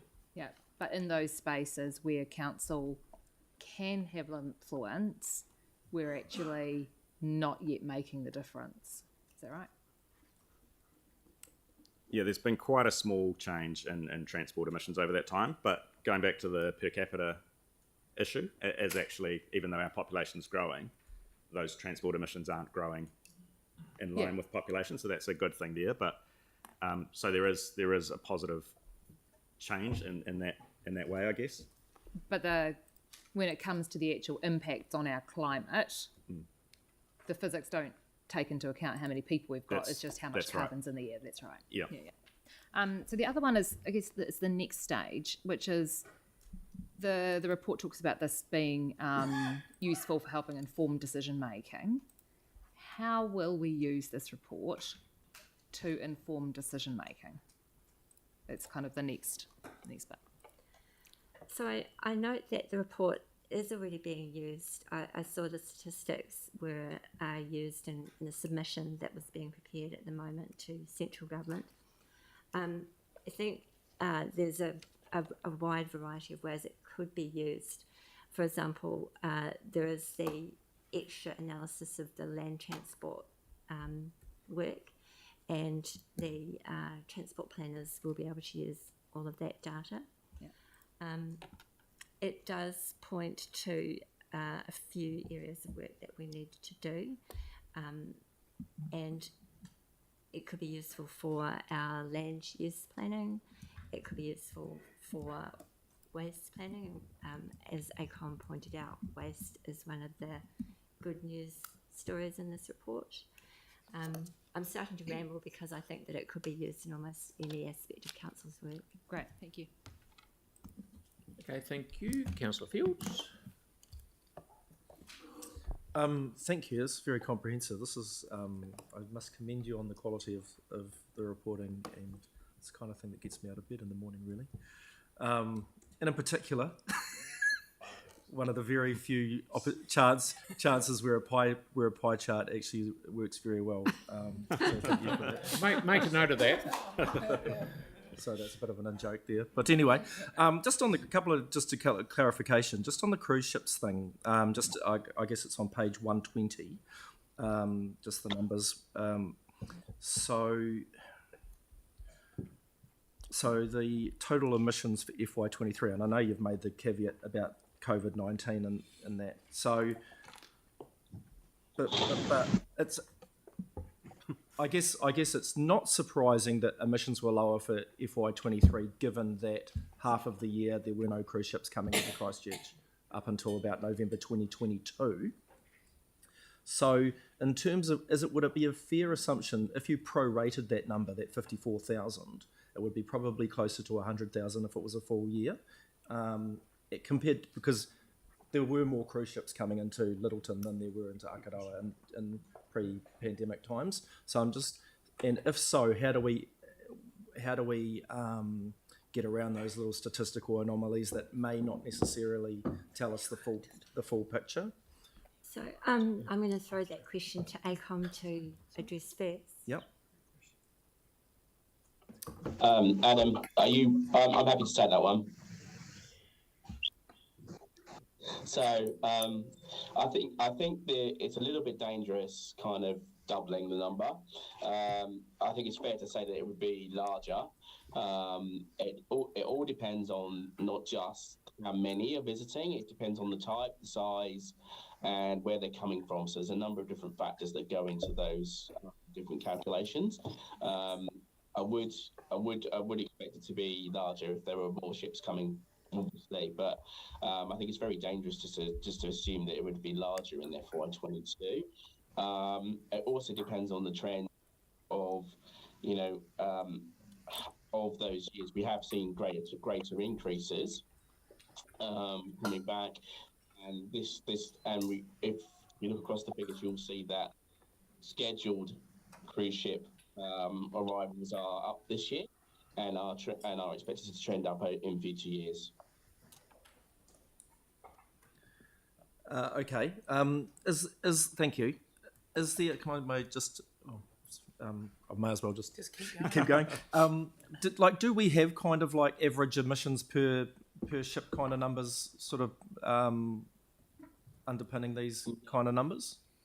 No, because like Lisa pointed out, this is the first time we've been able to include cruise ships, and there's quite a lot of difficulties with data around cruise ships, basically around how they refuel, where they refuel, and their propulsion units. A lot of them are running dual propulsion units, which complicates things, electric and diesel, which complicates things a lot in terms of measuring their emissions. So yes, unfortunately, there is no standard number I can give you that says per passenger or per room or per ship size their emissions.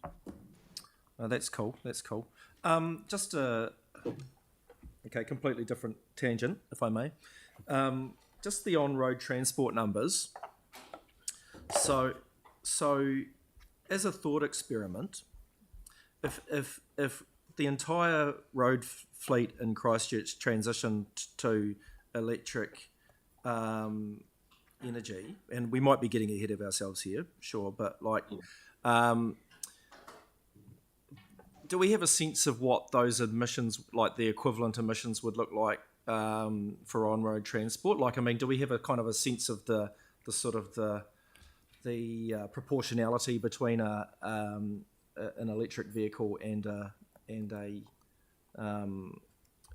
fully petrol vehicle in terms of emissions output? I guess to put it another way, if everything was electric, would that be zero?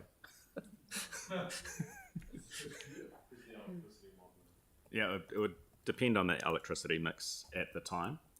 But even like coal-fired electricity is more efficient for an electric vehicle through efficiency of the motor and all those types of things than a diesel car or petrol car. But Adam probably can talk about, there's essentially different factors for diesel vehicles, for the size of vehicles, for electric vehicles, hybrids that you'd apply in there, but it would be significantly less than petrol. Adam, have you got thoughts on that, or Anthony?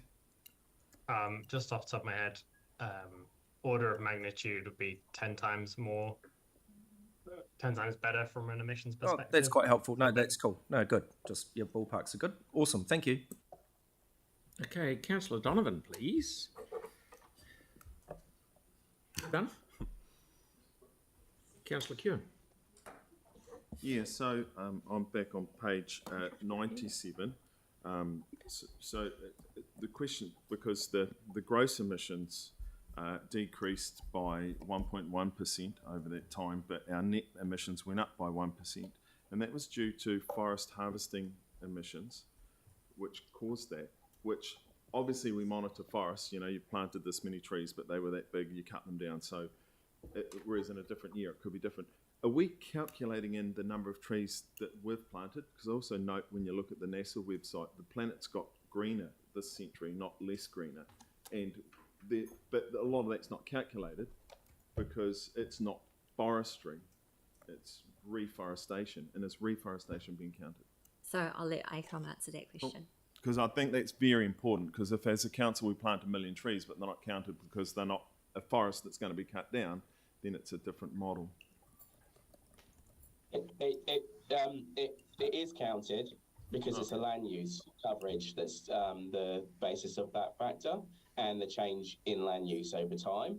So if you plant more native bush and more native trees, that will factor in to the calculations that are provided here.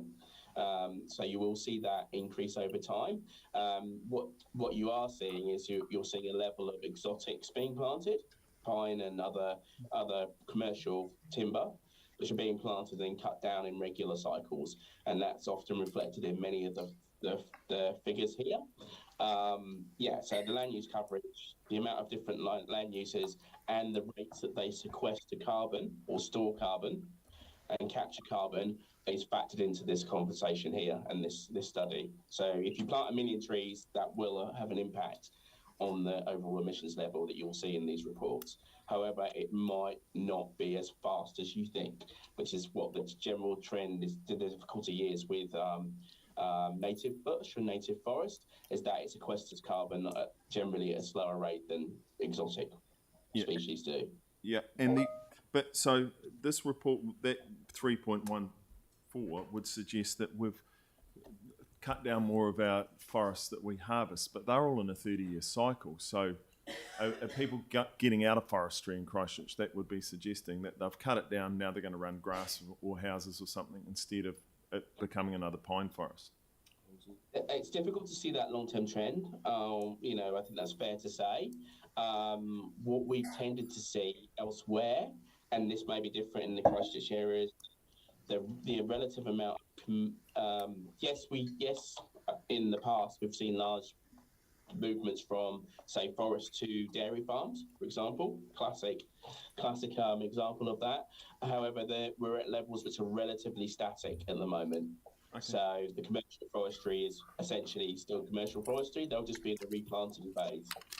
Okay, thank you. Okay, so I've got a couple of questions, please. I like these. I like these wee pictures. Now, these are all, when it says Otatahi Christchurch, this is more or less our boundary, is it? Yeah, it's our geographic boundary, yeah. Question, when it says old landfills, all the gas, the landfill gas that we're getting out of Burwood landfill heats this building. Right, that's where it comes from, and that is just about empty. We're having trouble getting enough gas out of it, and that's our youngest landfill. All the other ones that are in the city, in theory, must be inert, because if our youngest landfill was nearly empty, all the older ones must be past it. It does decline over time. Adam might be able to, excuse me. Adam might be able to give you more. Like in I'm general, just trying to, because when it says closed landfill, I assume that's like the old Bexley dump, for argument's sake. So if the youngest dump is Burwood at Bottle Lake, and that's empty of gas, all the older ones must be empty as well. So how are we measuring that? I guess it's a different standard in terms of like actively producing gas on a commercial basis to heat a building versus seeping up through the ground in small amounts. But you're right, it does decline over time in a natural kind of cycle. But Adam, you can talk about the closed landfills or how you calculate those emissions. You're absolutely right. Those closed landfill sites are falling emissions from them. Carrie's point, I think what's probably happening with Burwood is that it's not producing enough to be able to generate this kind of electricity on a efficient scale. But there are emissions from essentially how we calculate it is all of the landfill that's been produced in Christchurch over the last 60 years.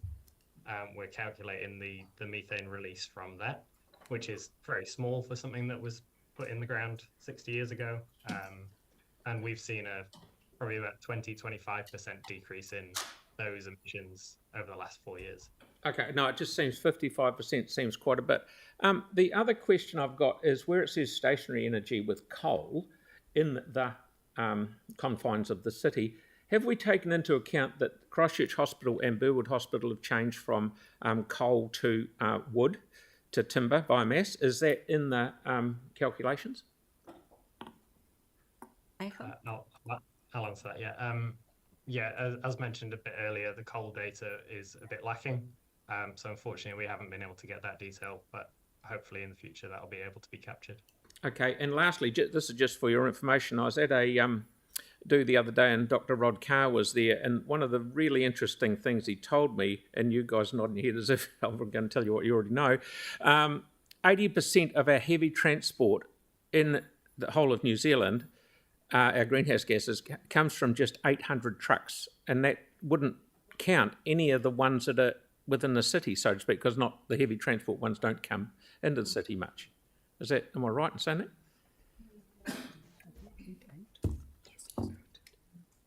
Do you want I don't know about that quote, that statistic, but heavy vehicles in Christchurch is going to be a reasonably substantial amount on road transport. Okay, no, that's cool. Councillor Cotter? Just one more. On page 132, and you've got their electric vehicles, and you have said, and you've already told us, that the buses, electric buses, are not included because in brackets they're reported separately. Why can't we include electric buses? I know even though they are run by Environment Canterbury, they're in our city. So I think by the time you did include electric buses, electrification of fuel buses will have a big impact, and also those two boilers, those two things together would actually, I think, quite drastically change this number. Adam, do you want to address what's included? Yeah, sorry, I think that's probably not super clear in that box there, but essentially what it's saying is the electric vehicles in that box isn't included there because electric buses are included in the electric buses category. So they are included. They are, okay. Okay, that's different than what you told me before. I know, yeah. So they are. Alrighty. That's great, thank you. Councillor Coker. I was just thinking on that. By doing RUCs, which we talked about yesterday, if you did that on every vehicle, you'd get a much better assessment of petrol usage versus electric usage, wouldn't you? If you had every vehicle and you knew how many kilometres they were all doing. So that is that maybe should go into our, whatever we talked about yesterday, the GPS submission. Yeah. All right, we're good. Okay, so I'm under the impression that Councillor Kieran was happy to move it. Is that what you said? And Councillor Templeton? Sorry, are you still talking there, Melanie? Councillor Coker's happy to second it. Is that right? Okay. Is that right? Everyone happy? So I'll put that motion. All those in favour? Against? Oh, any debate? Righto. Sorry, here we're getting ahead of myself here. Who would like to debate first?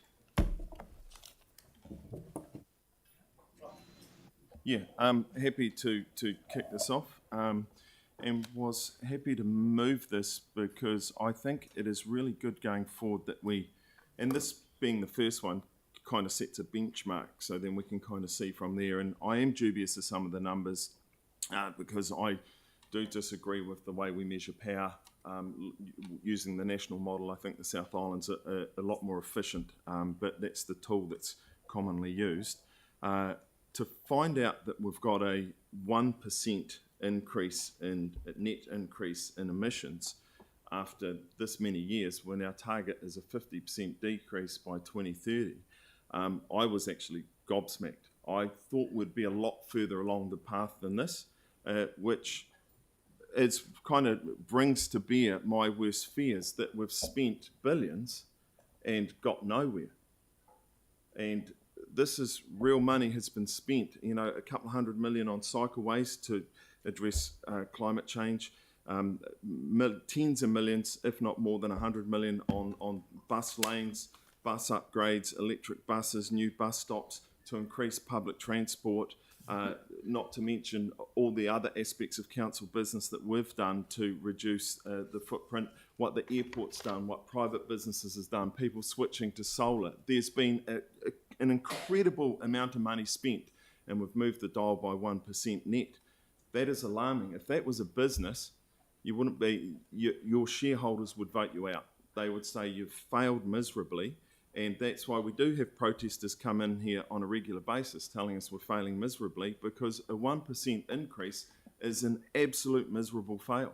And if we get to that 50%, that's undone by the world's population growth in 12.5 days anyway. But that aside, if we want to have an impact, and one of the ones Phil raised before was about the heavy trucks, when the government announced the $300 million SURF fund, that could have converted 200 trucks to being hydrogen, using green hydrogen, which would have saved 600,000 tonnes of carbon a year off those 2,000 trucks. That there would have been a huge step in the direction of reduction of carbon emissions. Science and math will solve this problem, emotions won't. And too often our decisions are driven by emotion, and they're not backed up by what are the net numbers that are going to be saved on every single dollar we spend. Money is not, it's not bottomless. We can't just magic up money to spend on projects. And as far as switching to electric goes, we've got to be even smarter than that. There's not enough copper in the world for the world's fleets to switch to electric vehicles. There's tons of reports on it, and on average it takes 16 years to open a copper mine. The world cannot do it. We have to be smarter, and hydrogen is one of those. And yes, there's a copper use in that, but it's not as much as full electric vehicles. There's tons of science that needs to be done. Our money should be spent on other things more wisely. We should be encouraging kids to stay in school on a Friday, maybe do all-day science every Friday to help solve the problems going forward. We should be, as a city, a thinking city that's churned out some of the smartest people ever, like Rutherford. We should be hosting a science fair every single year, which is helping solve the world's problems, because even us going net zero does not have, and it doesn't even dent the world's problems. We need to be reaching out beyond our country with solutions, and companies like Fabrum can do that. And kids that grow up in our city need the best education possible, because they can solve those problems. But spending north of $1 billion to not move the dial by 1% is just incredible, and it's a slap in the face of all those ratepayers and people that have got upset and passionate about climate change for it not to be moved. I'm not as upset about the climate change, I'm more upset about the pollution, because I look at all those numbers, and to me those are heavy particulates and pollution that has a very negative effect on the planet. And so that's why I get passionate about it, and I get really upset when we spend all of this money and literally get nowhere. Thank you, Councillor Templeton. Kia ora koutou. What I've just heard is talking about teaching kids to do things, and frankly, it's too late. It is too late for the kids to solve this problem for us. It is up to us. I've heard that we should host a fair, and that others should change before we should. None of that is good enough. Yes, we have spent hundreds of millions of dollars so far on putting in infrastructure to help people make a choice around their transport, but we have not yet finished those networks, and partly because those who gaslight the community and talk about climate change continually vote against the changes needed and continue to try and delay action that is needed. Ways of delaying action on climate change include individualism, include technological optimism. We plan to plan. People who accuse a policy of not being quite perfect enough, and therefore we should just plan some more or tweak a policy some more. Some areas are out of our control, out of our influence, but much of it is not. And we have not yet done enough as a city to enable people to make the choices that we're asking them to. We have not got a safe network of cycleways. We have some cycleways, but people who continue to vote against ones being implemented, and who continually try to, for example, use the new GPS as an excuse to get rid of cycleways in our long-term plan, do our city, our children and their future an enormous disservice. Many of the things we're trying to do will both help mitigate emissions and they will help us adapt to a really, really different future. Those who continue to try and delay action condemn our city, our children and their children to a city where the costs will be much, much greater than if we had acted now. Yes, we've spent $200 million on some cycleways, but in the same period of time, we've spent $2.1 billion on roads.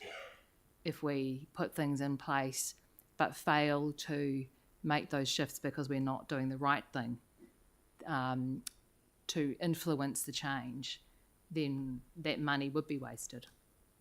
And we don't want it to be wasted. We need to finish our cycleway network. We need to finish putting in place public transport futures, and those who delay that do our city a disservice. For those who say that they believe the science and climate change, who say that they believe in anthropomorphic climate change, and then make a deliberate decision not to act on it, that to me is a lot worse than those who don't believe the science, those who've been led down rabbit holes.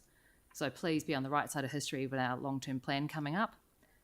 Make sure that we follow the evidence and that we put the projects and the programs of work in place to help our residents change. Thanks. Thank you very much. Any other debate before I put this motion? What are you doing now? Okay, go. You go. Put your hand up. I just wanted to say that if we're going to talk about climate change and action, we all need to look at ourselves. The city can do so much, but if people don't, and the people that are here today wanting us to take action on climate change and reach our targets, which we won't do, especially because the next time we'll see our region's results will be in 3 years. But anyway, we all need to take our own steps, and if we're not willing to do that ourselves, we cannot complain about the situation that we find ourselves in. Basically, that's the point I want to make. Okay, thank you. And Councillor Barber? Yeah, thank you. Look, I tend to agree with Councillor Coker there. I think that we should all be looking to do something in our own lives, in our own communities, as best we can. I follow this debate with a really interested attitude. What really strikes me about our emissions is how small they are in context of the rest of the world.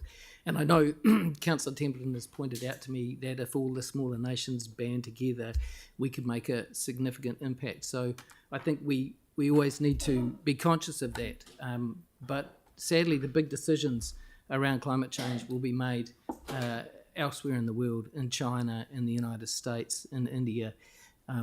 I think we need to do the best we can, and I think we need to look at ourselves long and hard as to how we do this. The time for action basically is passing us by. Thanks. Councillor Scandrett? Yeah, the advantage of being a small country but with a Western type aspect is that we can be tested for things and look at the banking community. Bank cards, we were the first off the line. I remember going to England and being amazed that our friends didn't have any banking cards, and yet we were using them all over the place. So that could actually be the real edge that we have over the rest of the world, being a Western style small economy where things can be tested for the environment. And I think that's a real advantage with our technology advancements, etc. So there are some real opportunities being a small producer at the bottom of the world. And I think that we should be, as a council, encouraging central government and other councils to pursue those, especially in our technology areas where we say that we want to back them and push them, etc. I think there's some outstanding opportunities. Just takes time. Okay, Deputy Mayor Cotter.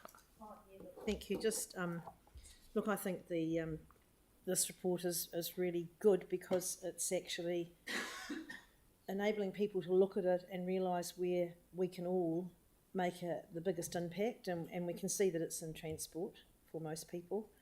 And I think the fact that this council is actually enabling people to make an effort by providing cycleways and alternative modes of transport And I think that's why we need to keep doing those, and noting that Councillor Templeton did point out that that project of the 13 major cycleways, which is one project, is not finished yet. And until it is finished, it won't show the true benefit. So I think this council, working with our waste reduction programs, is having a good effect as well. But basically, I just want to say, and I won't talk too long, that look, this is not a damning report at all. I think this is a good report. It's got some positives in there, and it lets people see what's going on. And I think let's keep going. There's no point in not keeping going. We've got to keep going. Our people, our Christchurch residents, are asking us to lead on this work. And I think this is a really good step in the right direction. I too am a bit disappointed in the 3-year lag for the next round of information. I think that's too long. Perhaps we can look at that. I did hear a funding issue called out over there, to resourcing because it's expensive, but let's see what we can do with that. So let's keep going, let's keep planting, let's keep building alternative modes of transport, and hope for positive results. Thank you, Councillor Fields. Thank you, Mr Mayor. And I just would like to support what my colleague Councillor Cotter just said. She really made the points I wanted to make. But I just applaud whatever your arguments around how we're going to get to the point we want to get to. The fact that we're measuring it in a really clear way is such a huge leap forward, and a great leap forward, if you might say, because prior to that, to this, we're basically trying to nail jelly to a wall and making some of our decision making. So now we actually can see where we're going, and okay, no, we can make the points we want to about cycleways and multimodal transport, but I'm going to engage in a little bit of technical optimism, because it's so clear that our 38% of our emissions are on road transport, and if we want to make real change, the biggest bang for buck we're going to get is getting people out of petrol-driven cars and into non-petrol-driven modes of transport. Like, that is so clearly and obviously the thing that we need to advocate for and to push for, because that is where we're going to get the most bang for our buck. So fantastic that we have a way to be able to see that now and to be able to make good, solid decisions in that direction. I look forward to working with everyone in that regard. Councillor Peters. Thank you. Yeah, great to get this view in the window with this report. So thank you to staff for bringing that to us, and looking forward to how we can start to draw on this report and actually make some decisions that can help shift the dial and try and get these emissions heading in the right direction. I really take my hat off to ECAN with their long-term plan they're consulting on currently, where they're trying to move towards shifting the dial significantly through enhanced public transport with more uplift on the routes and that sort of thing. And I would hope that we as a council will be more than happy and keen to work with them to try and get more people able to get into the buses using our public transport to get their cars off the road, so that we can look at that large number in this report around the vehicles on the road being the largest source of our emissions, to actually start making a genuine dent in improvement in the situation. It frustrates me to see buses on many occasions stuck in traffic. I would like for us as a council to try and find a way to enhance ECAN's ability to deliver more reliable transport through, let's create more T2 lanes or the likes to be able to get free spaces for the buses to be able to move around, in and around our city efficiently and effectively, so people can actually then have a viable option to get out of their cars. Along with that, certainly I'm interested and keen to see cycleways around our city made more efficient, to not just complete the existing major cycle route plan that we've been working on for many years now, to find ways of more efficiently, perhaps value engineering cycleways, so that we can still make them a safe space for the cyclists, but also make it a more efficient network so people can get to and around and through between the major routes, get those local connectors running so people can get out of their homes onto those routes and actually get around the city. We've got to find a way of moving the dial effectively, and I think we need to be a bold council going forward and look at ways of cost effectively making the changes so that we can move the dial on this. We're in hard economic times, so we can't just throw hundreds of millions of dollars at it. We've got to find ways of value engineering so that we can get the best bang for our buck and get the best and most efficient way for our city to be able to move in and around it. So looking forward to the outcomes we can try and bring from this. Councillor Harrison-Hunt, please.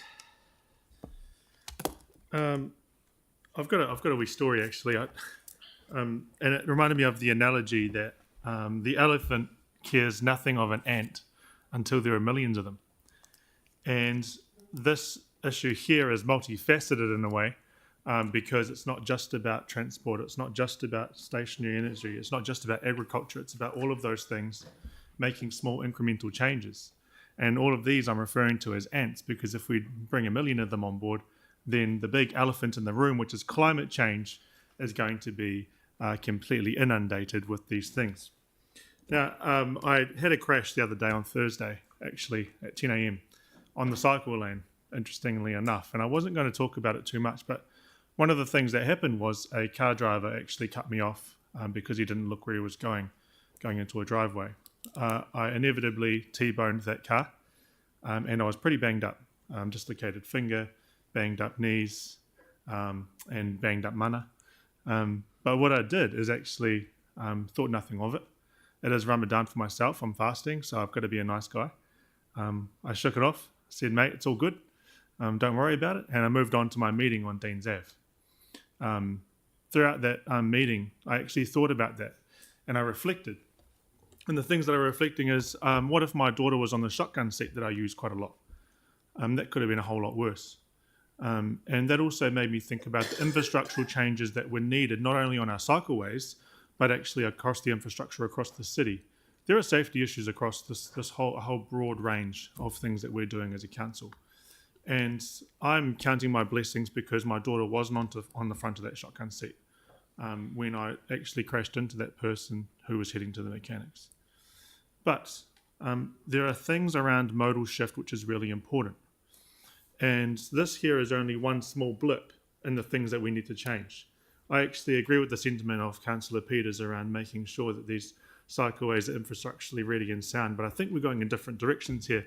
I think there needs to be more visibility on our cycleways. I think there needs to be more eyes on the road because it's going to be a modal shift where we have vulnerable people walking across roads, where we have cyclists, we have walkers, we have people in cars, and we have buses. I think it's multifaceted, and I think it's really important we reiterate that. Secondly, I also think that we need to be doing more as a council. We did ask things in the long-term plan deliberations about what measures are we doing around climate change, and still there's a few crickets in the room because we're not able to do the work because we're not ready to fund it yet. So I'm looking forward to the climate change for strike to come in here in April. I'm really looking forward to that strike coming in. I'll be there side by side, and I'm challenging the rest of this council to sit next to our young people to show exactly what it is we're needing to do in terms of climate. Kia ora. Councillor Moore. Thank you. Yeah, if we want to be serious about climate change rates affordability, we may wish to consider allowing housing to be built where there is already infrastructure. If we're continuing to build out and out on productive food growing land where there is no bus routes nearby, no footpaths, that won't help our productivity, won't help our climate targets, and it won't help rates affordability. Thank you. And Councillor Donovan. Oh, they're coming out now. And then you, Young. Just to pick up on the analogy of my esteemed colleague, Councillor Harrison-Hunt, we all know there's an elephant in the room, and we also know that to eat an elephant, you can only do it one bite at a time. So I think what this report makes clear is that we should be taking action, as my colleague has said, across all parts of council. So that's starting with on-road transport. We know that's the biggest bang for buck. And I agree with Councillor Kewen that the return on investment on building new roads hasn't yielded the result that we're looking for, and that actually what we should be doing is investing in mode shift, because we know that that's how we reduce our emissions most effectively. So I just want to support the call of my colleagues that we need to be pushing harder and faster. We don't have time on our side, and this is something that we can't be passing off to future generations. So I'm looking forward to seeing this come through as part of a long-term plan. Thank you, Celeste. Councillor Johansson, please. Thank you. I think it's really good that we're getting this information. Actually, Council adopted a climate smart strategy in 2010, and it was actually quite good, and it had a lot of things in it that we were going to do. And part of the problem is that we keep reinventing strategies instead of focusing on the actions that we say we're going to do and how we can achieve them. And I think if you look back to some of the tragedy of the last decade and a bit, is effectively we had an urban development strategy that enabled motorways to be built to two of the fastest growing regions in Canterbury, Selwyn and Waimak. So we've seen huge increase in people using motor vehicles coming in from those fast growing greenfield development areas into our city. So we can talk about doing little things in our city within, the generally the kind of core or the inner city or the suburbs that we have as a city. But the reality is that a lot of the transport emissions that we're faced with are the ones that are coming from the growth that is happening on the edge of the city, further and further into the Canterbury Plains.